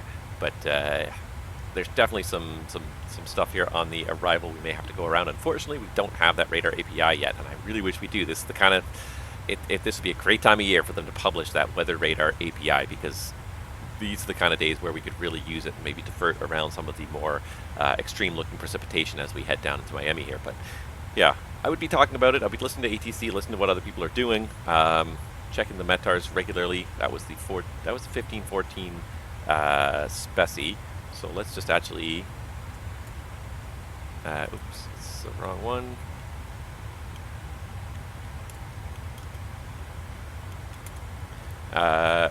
It's now at 1553, so about 10 minutes ago. It was 140, 11 gusting 20. It's 2.5 miles in heavy rain. RVR showing 4,500, variable plus 6,000. Mist, scattered 600, broken 1,400, overcast 5,000, 23, 22, 2989. And actually, as I look at FlightAware, it looks like they're landing west. It looks like they're landing on 8 left or 8 right. I'm going to stick with 12 just because what I've planned. It's kind of into the wind. There's not that much traffic in Miami right now. Hopefully that doesn't put me through some bad weather on the arrival there. And I hear the motor cycling down there. But yeah, I would definitely be listening in on ATC, listening to what other people are doing, potentially talking to our dispatcher as well and asking them what they see on the weather radar. How does it look in Miami right now? It's good enough to land. It looks like it's a bit, it looks like it's a little bit, what's the word I'm looking for? Unsettled. The weather looks a little unsettled right now, but it is good enough for landing. It's not, landing is not impossible. We could definitely try it, so we're going to head down. We're going to try this out. If we can't, we may have to divert to Orlando. It's still a possibility. If it looks like it's really nasty and we can't get in. One thing I'm not very familiar with, and I might actually just look at it right now in the 737, is I am not very familiar, honestly, with the GoAround. I could probably muck my way through it, but I am not honestly very familiar with the GoAround in the 737. So let's see if I can find the GoAround procedure here. Climb, cruise, descent. It's usually after all the approach and landing stuff. Gear down, plus. Okay, GoAround. Here we are. GoAround and missed approach procedure at the same time. Push the toga switch, call flap 15. So I got the toga switch right here, flap 15, so I'll have to bring it to flap 15 myself because I don't have an FO. Verify the rotation to go around attitude and the thrust increases. Verify the thrust is sufficient for the go around or adjust as needed. Verify positive rate of climb on the altimeter, call gear up. Verify the positive rate of climb, positive rate, select gear up. Verify the missed approach altitude is set. If the airspeed is below the top of the amber band, limit the bank angle to 15 degrees. And above 400 feet, so verify LNAV or select heading select. So it looks like it will normally default it back into LNAV.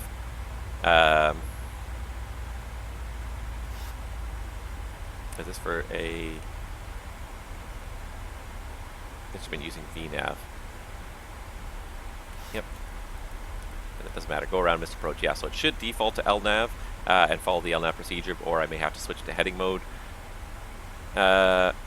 That acceleration height call flaps according to flap retraction schedule. After flap retraction, select level change, VNAV select. So it's pretty much just a standard.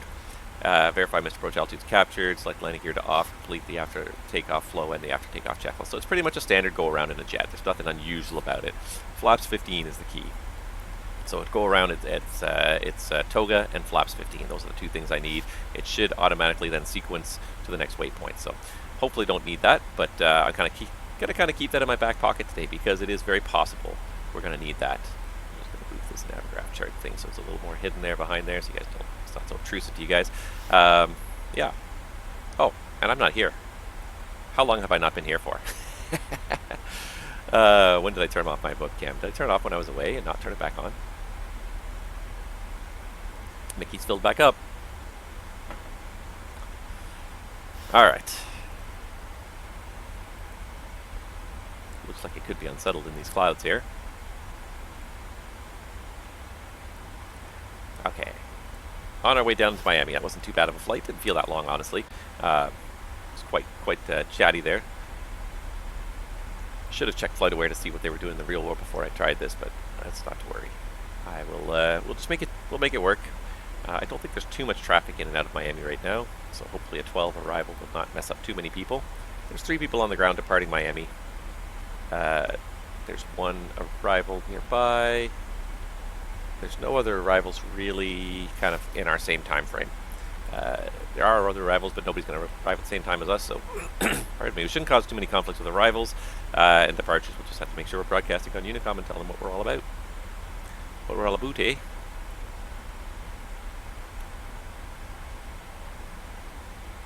Alright. 28,000.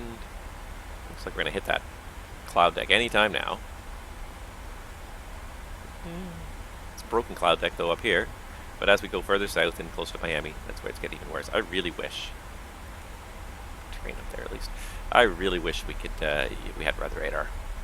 And it was funny because, like, it wasn't involved, it wasn't in P3D for a long time, and then when it finally arrived, it was such a wonderful tool to have. And truly, like, on a day like this, you would be using it non-stop. It would be nice to kind of have that feeling. Okay, so where is the weather in the sim? But apparently it's coming with Sim Update 10. I don't know when Sim Update 10 is coming, but I don't know if it's actually going to happen, but supposedly it's going to be added to the SDK. Then, of course, once it's added to the SDK, then the developers have got to also start implementing it. So whether or not they've been able to implement it yet or not is another question altogether. Hopefully the answer is yes.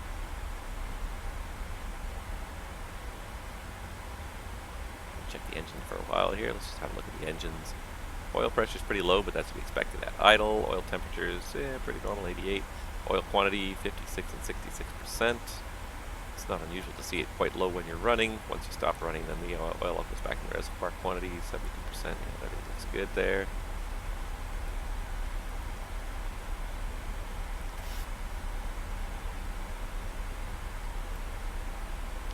Pretty good job of following this VNAV track. Our next restriction is Geldy above 17,000 feet. We're supposed to do 280 knots at Geldy.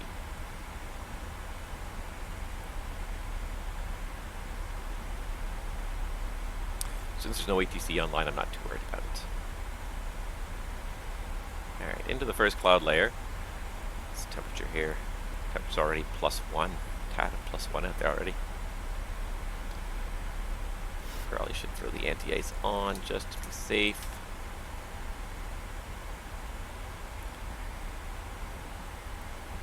This may throw some havoc into our plans because this will pick up our minimum thrust setting a little bit. As we go down, hopefully we should be able to turn it back off again here shortly. Want to become famous? Which update are we on? I'm pretty sure the last update we were on was 9.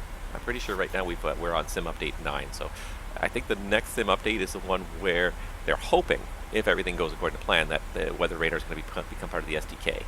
Weather radar and I think the terrain feedback to become part of the SDK. Whether or not the developers, whether or not that actually happens, has yet to be seen, and also whether or not the developers will be ready to implement those SDK improvements.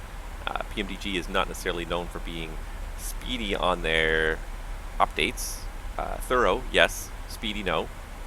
So it may take some time before it gets in the airplane, but that's okay.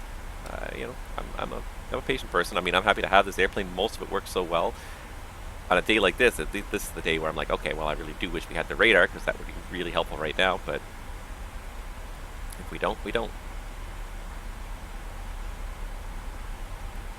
Alright, what did I say the altimeter was in Miami now? It's 2989. Pretty close to standard.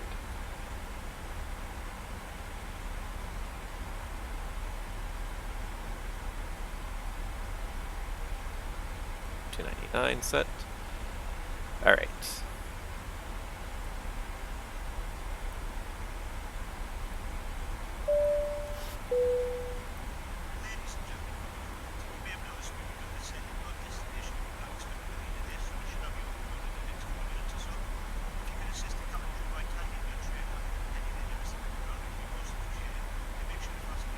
Alright, so there's the descent announcement going. I feel like it's going to start to get bumpy in here, so we're just going to go belts on right now. Make sure that's good.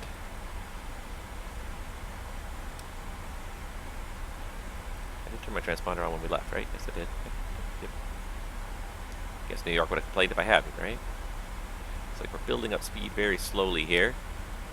Not totally surprising, given that we have the anti-ice on, so our idle thrust setting's gone up, but now we can actually take the anti-ice off by the looks of it, because we made it up to a tad of +10, so we can take it back off again. Anything that built up is probably gone by now. Yeah, and looks like we got rain coming across the window now. Still seems pretty steady though. Alright, the speed restriction is 250 at cast, so right there, yeah, there's a deceleration point. Alright, and there's transition 2989 set. And you know what I never did? I never did that descent checklist. Let's make sure that's all good to go here. Descent checklist, pressurization, landing altitude 0 feet set, recall, checked. Auto brake is level 3. Landing data, we've got VREF of 130, minimum 376, and approach briefing is completed. The descent checklist is complete. Alright, so now we got the low idle speed slowly creeping back. I think we're going to be okay to beat that 250 knots at cast. It says drag required. I'm going to play it by ear, just let it go just a little bit longer. I may have to throw out a little speed brake there. But I'm going to give it a second to just see if it'll slow down on its own here. Is this the return of Active Sky? you never know. I mean, probably the thing that made Active Sky best was that it was, you know, constantly live weather. So the fact that the live weather is built into the sim now, well, you can hear that rain. And the live weather's not always great. It sometimes leaves something to be desired, but it's not a bad system that they've got set up here now. So what will Active Sky offer? You know, will it be better than the live weather in the sim? Like, will it be higher fidelity, better representation of storms and adverse weather? It could be the return of Active Sky. It depends on what's available in the SDK and what we're. Yeah, it could depend. It depends on what's available in the SDK and. Yeah, how can they offer a better product than what Microsoft is selling as part of the default package here? So it's possible.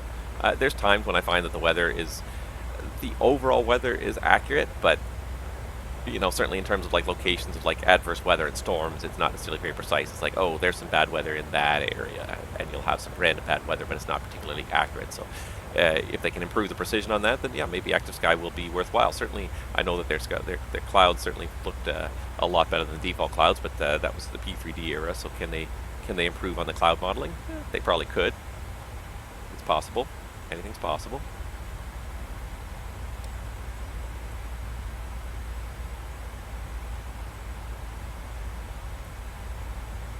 I'm on HondaCar, right? Yeah, HondaCar.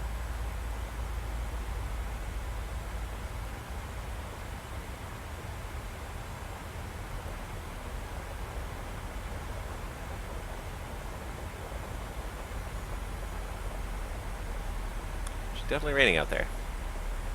Clean all the bugs off the window at least. There's one thing flying through a rainstorm is good for. Cleaning the window, because otherwise it won't get cleaned very much.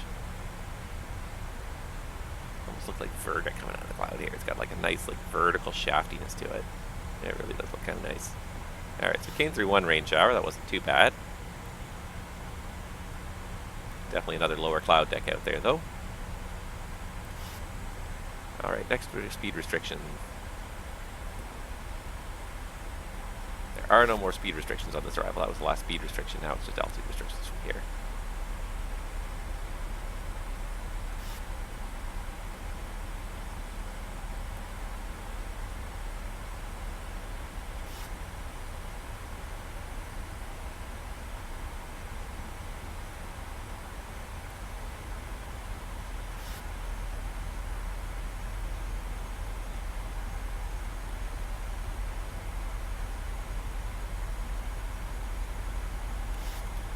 Definitely has a look of verga out there. Just some shafts of rain kind of hanging from the clouds. Probably not even hitting the ground, but just kind of hanging down.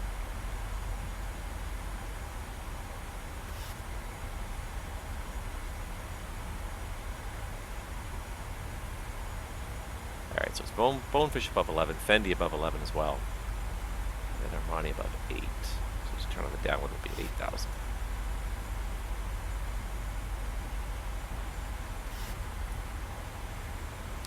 Definitely see some build-up up ahead there. It definitely looks a little darker up ahead as well, so be interested to see how interesting this approach is, how the weather kind of peters out as we get down there.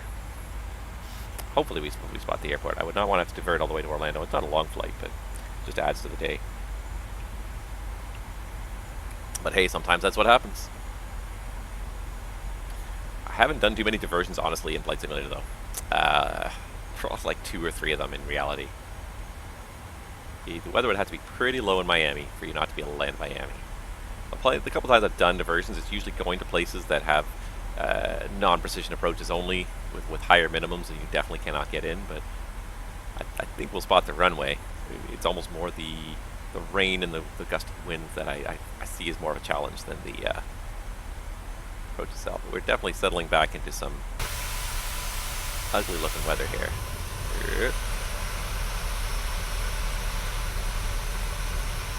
Take myself away for just a second.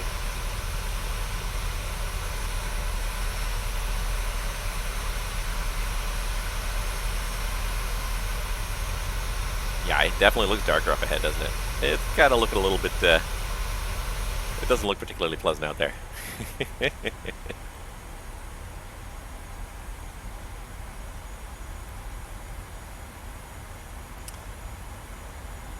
definitely getting darker in here. I feel like the sky is closing in around us. I like it. I like it. Definitely going to test our mettle as a sim pilot today here. Alright, we still got 4,000. We're just VNAVing all the way down the Bonefish 1 arrival here. Let's see, the course for runway 12 is already laid out there, looking good.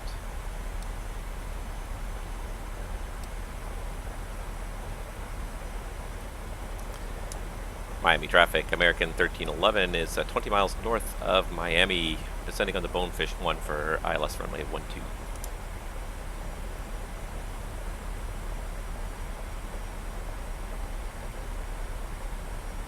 Alright.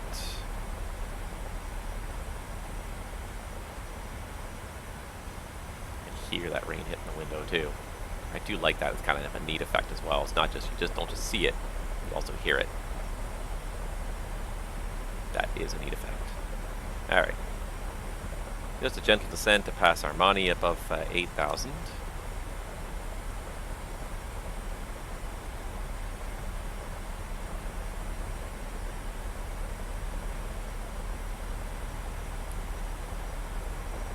Alright.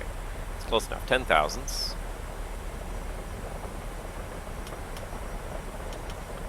Lights on. And the seat belts are already on, but what we can do is we chime the cabin.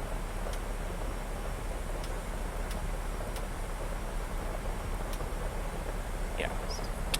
You try to do it quickly. Mouse does not let you do it, but you try to do it quickly, so you chime the cabin twice.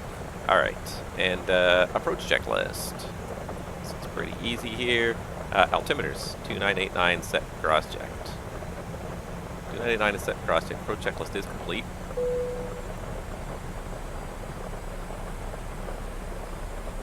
Definitely a rainy day down here in Miami. Oh, flew out of that rain shower. Stop for now, but out of one and into the next one just as quickly. I do like it. It does feel like it's fairly accurate here.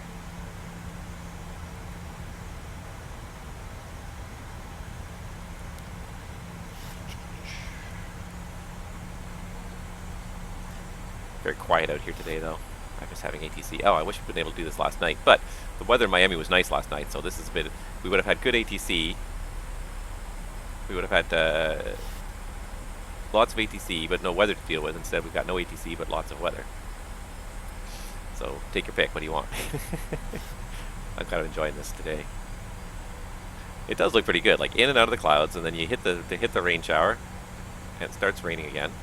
No rain shower in this one. That's okay. But in and out of the clouds, like it is, like it's pretty neat. The one thing that surprised me a little bit, and if this was the real world, I'd expect it to be a little bit more bumpy in the clouds. I expect it to be kind of bouncing around, and the airplane to be, the speed to be jumping around a little bit. Like with this, with the weather looking, the clouds looking this unsettled, I would not expect a smooth ride like we're kind of feeling right now. That's the one thing I kind of surprised me a little bit. And in the P3D world, PNDG did a great job of sort of like simulating turbulence whenever there was clouds or wind shifts or anything. They seem to always do a very good job of that. Here, it's I think again, and I think they're at the behest of the simulator, but there doesn't seem to be any turbulence in these clouds, which again is just surprising.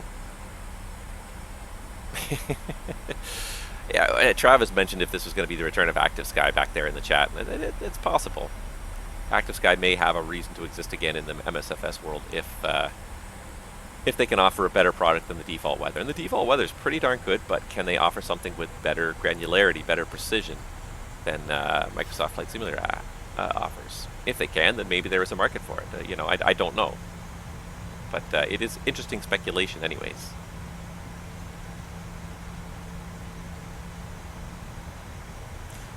Yeah, I mean, and the default is kind of good for getting like a general overall sense of the weather. And yeah, like this area is generally overcast, that area is generally rainy. But yeah, it does lack that individual precision. But they also do a good job, like I said, of kind of blending the weather areas together. Like you fly from like a clear sky, and all of a sudden, you know, sort of it just builds up to like an overcast layer somewhere. I find the transitions are very nice. The weather is still probably too general, but the transitions are very nice. Just want to slow down here. A little bit of breakout there.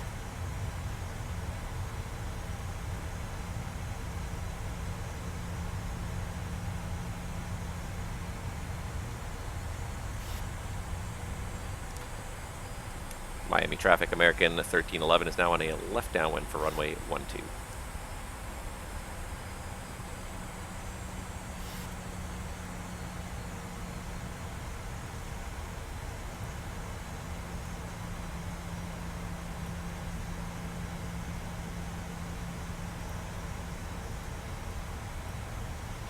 Alright, so we're going down to 4,000. What's the crossing height there at Piana? 3,000. So if we can cross Piana at 3,000, we are A-OK. Alright, let's see if we can do this here.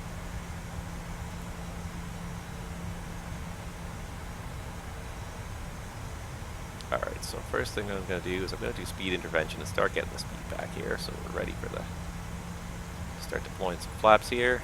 At least the temperature is good enough we don't have to worry about icing in this cloud, because boy, it's dark out here. And that vector is a 274 heading, which is... There we go, that's the vector right there. 210 on the speed, going down to 4. And I think what we'll do is pretty much just square it up here right after Capone.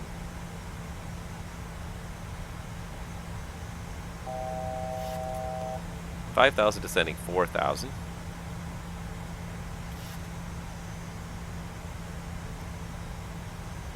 Alright, let's do flaps 1. Here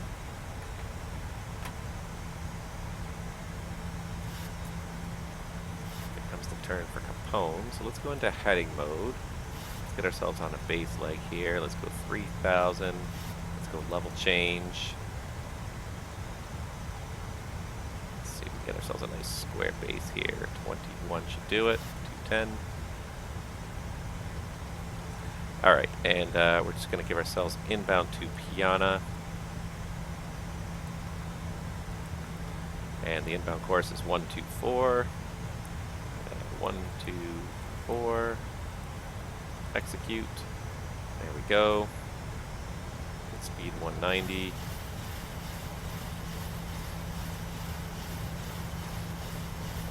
Going down a little more. Let's go flaps 5.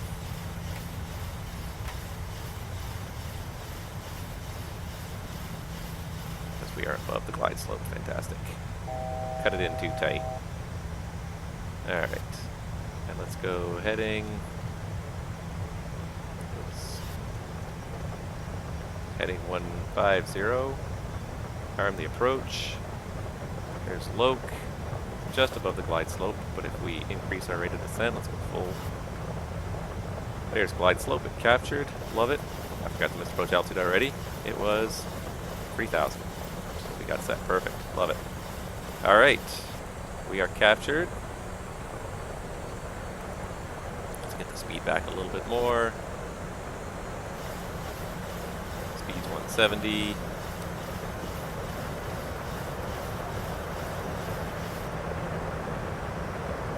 Go ahead and go gear down. flap 15.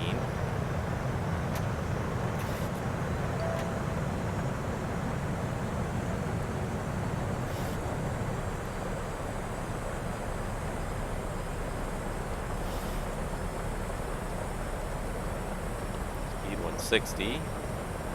Radio altimeter. Here comes the radio altimeter. Alright, and we're going to get flaps 25, sorry, in this aircraft. And get it just after here, so let's get speed brake armed again, and ignition's on continuous. Kind of there's to land here. Alright, here comes VEPCO at 2000. Let's just do one more weather check, Miami. 130, 10 gust 19. So we're going to want about a 15 knot increase in speed here. So VREF 130, so we're going to go 145. Flaps 5. Miami traffic, American 1311 is a 10-mile final, correction, 5-mile final runway 12.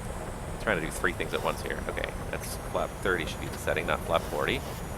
Alright, and before landing checklist.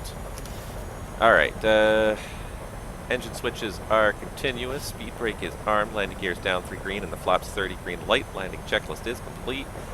Alright, nothing left to do but land if we can actually spot this thing. I've cleared us to land as best I can. Hopefully we're going to pop out here, because not seeing much just yet.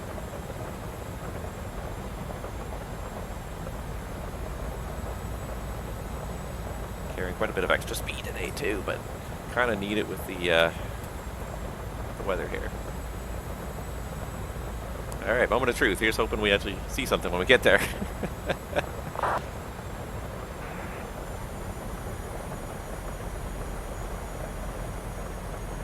So just transmission. Taking off 8 left. 1,000. Alright, stable.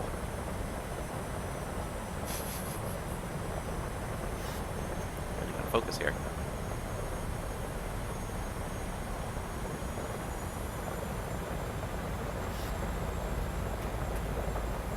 No, starting to see something there. Starting to see some ground contact, but it's very limited.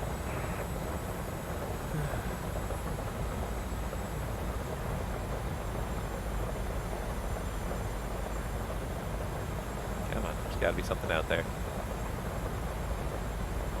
Wow. She is just a thick, nasty fog out there today. Really? 100 above. 4 approaching minimums. Oh, runway's in sight, disconnecting the autopilot. Oh, wow. Talk about approach down to minimums.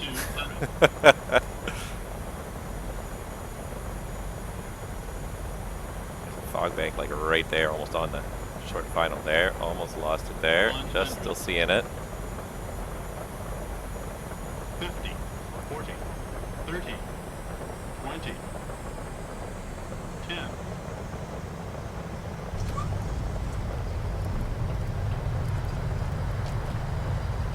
Woo!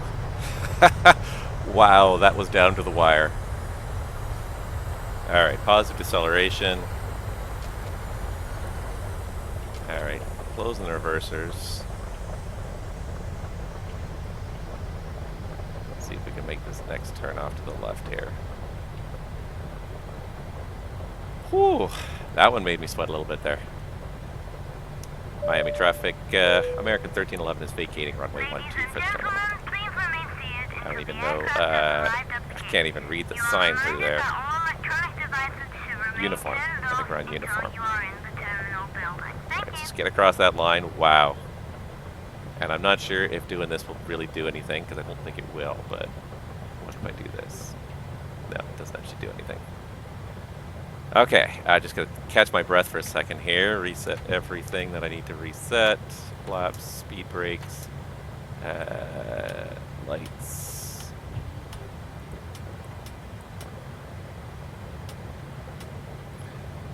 Whew. Alright, I think that's everything. Reset the brakes. Whoa.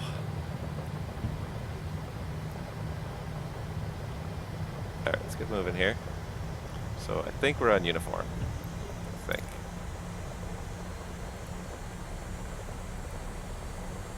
Really taking some effort to get going. So we're right here, so okay, so we pretty much taxi straight in. We got off right where we needed to. Nice.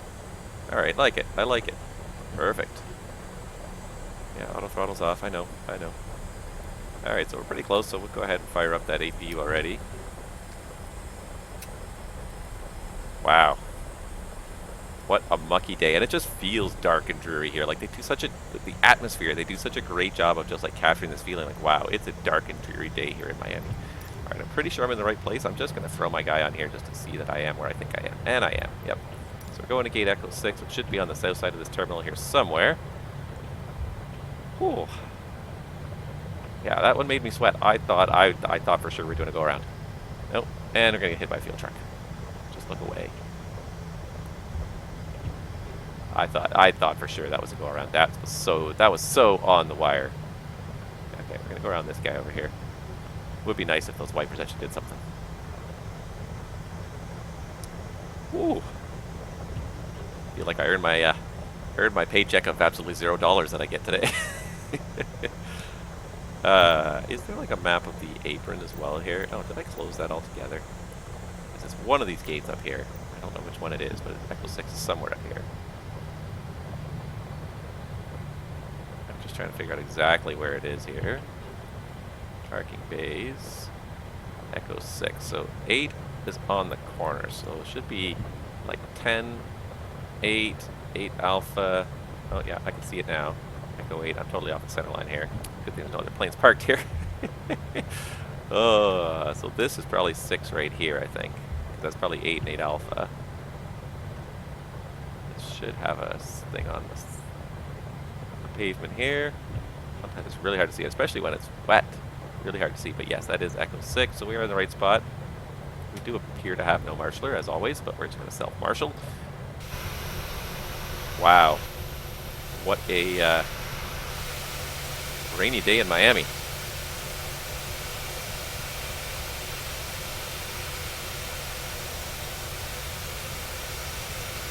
I don't know which of these lines is for the 7-3. And now, of course, I got the building blocking my view as well, so I can't see. Can't do the self-marshal if I can't see what I'm doing here. Alright, just go. Just eke it up just a little bit more. Come on. Give it just a little bit. Keep going.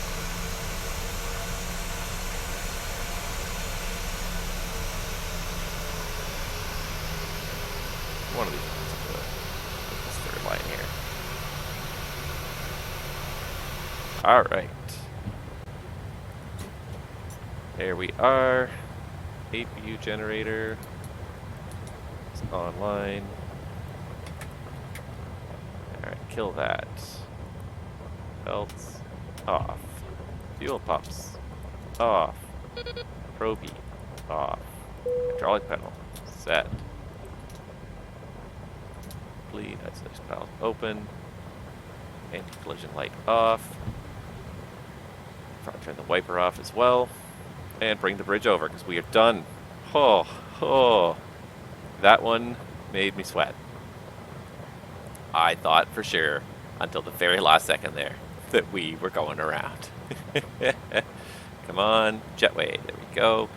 Alright, and let's just do menu quickly, ground services, and call for chocks.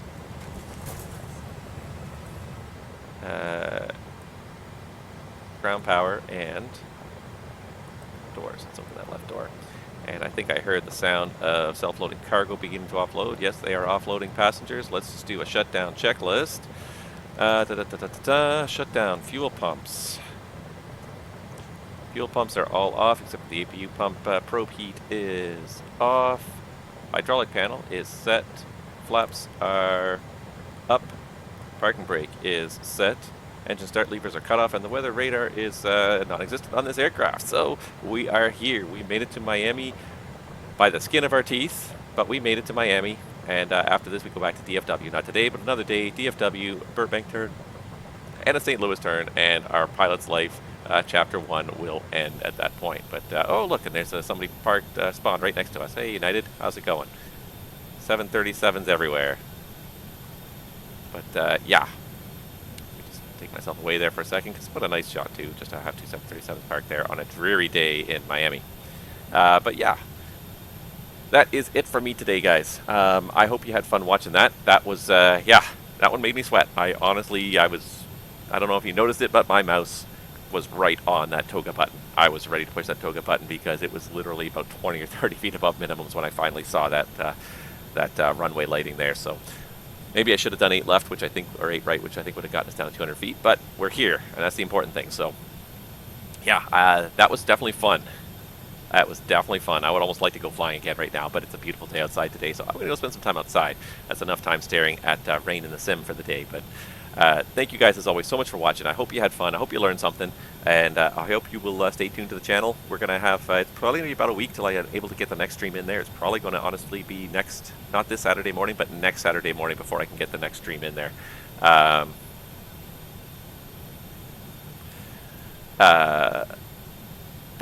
Yeah, it's going to be about a week, probably next Saturday morning before I get the next stream in there, just because of the schedule next week. But I will hopefully have a VATSIM stream, ATC stream sometime next week. But in the meantime, stay tuned to the Discord, guys. If you don't have it, I believe it's in the channel description below. But I'll post the schedule there when I do confirm it.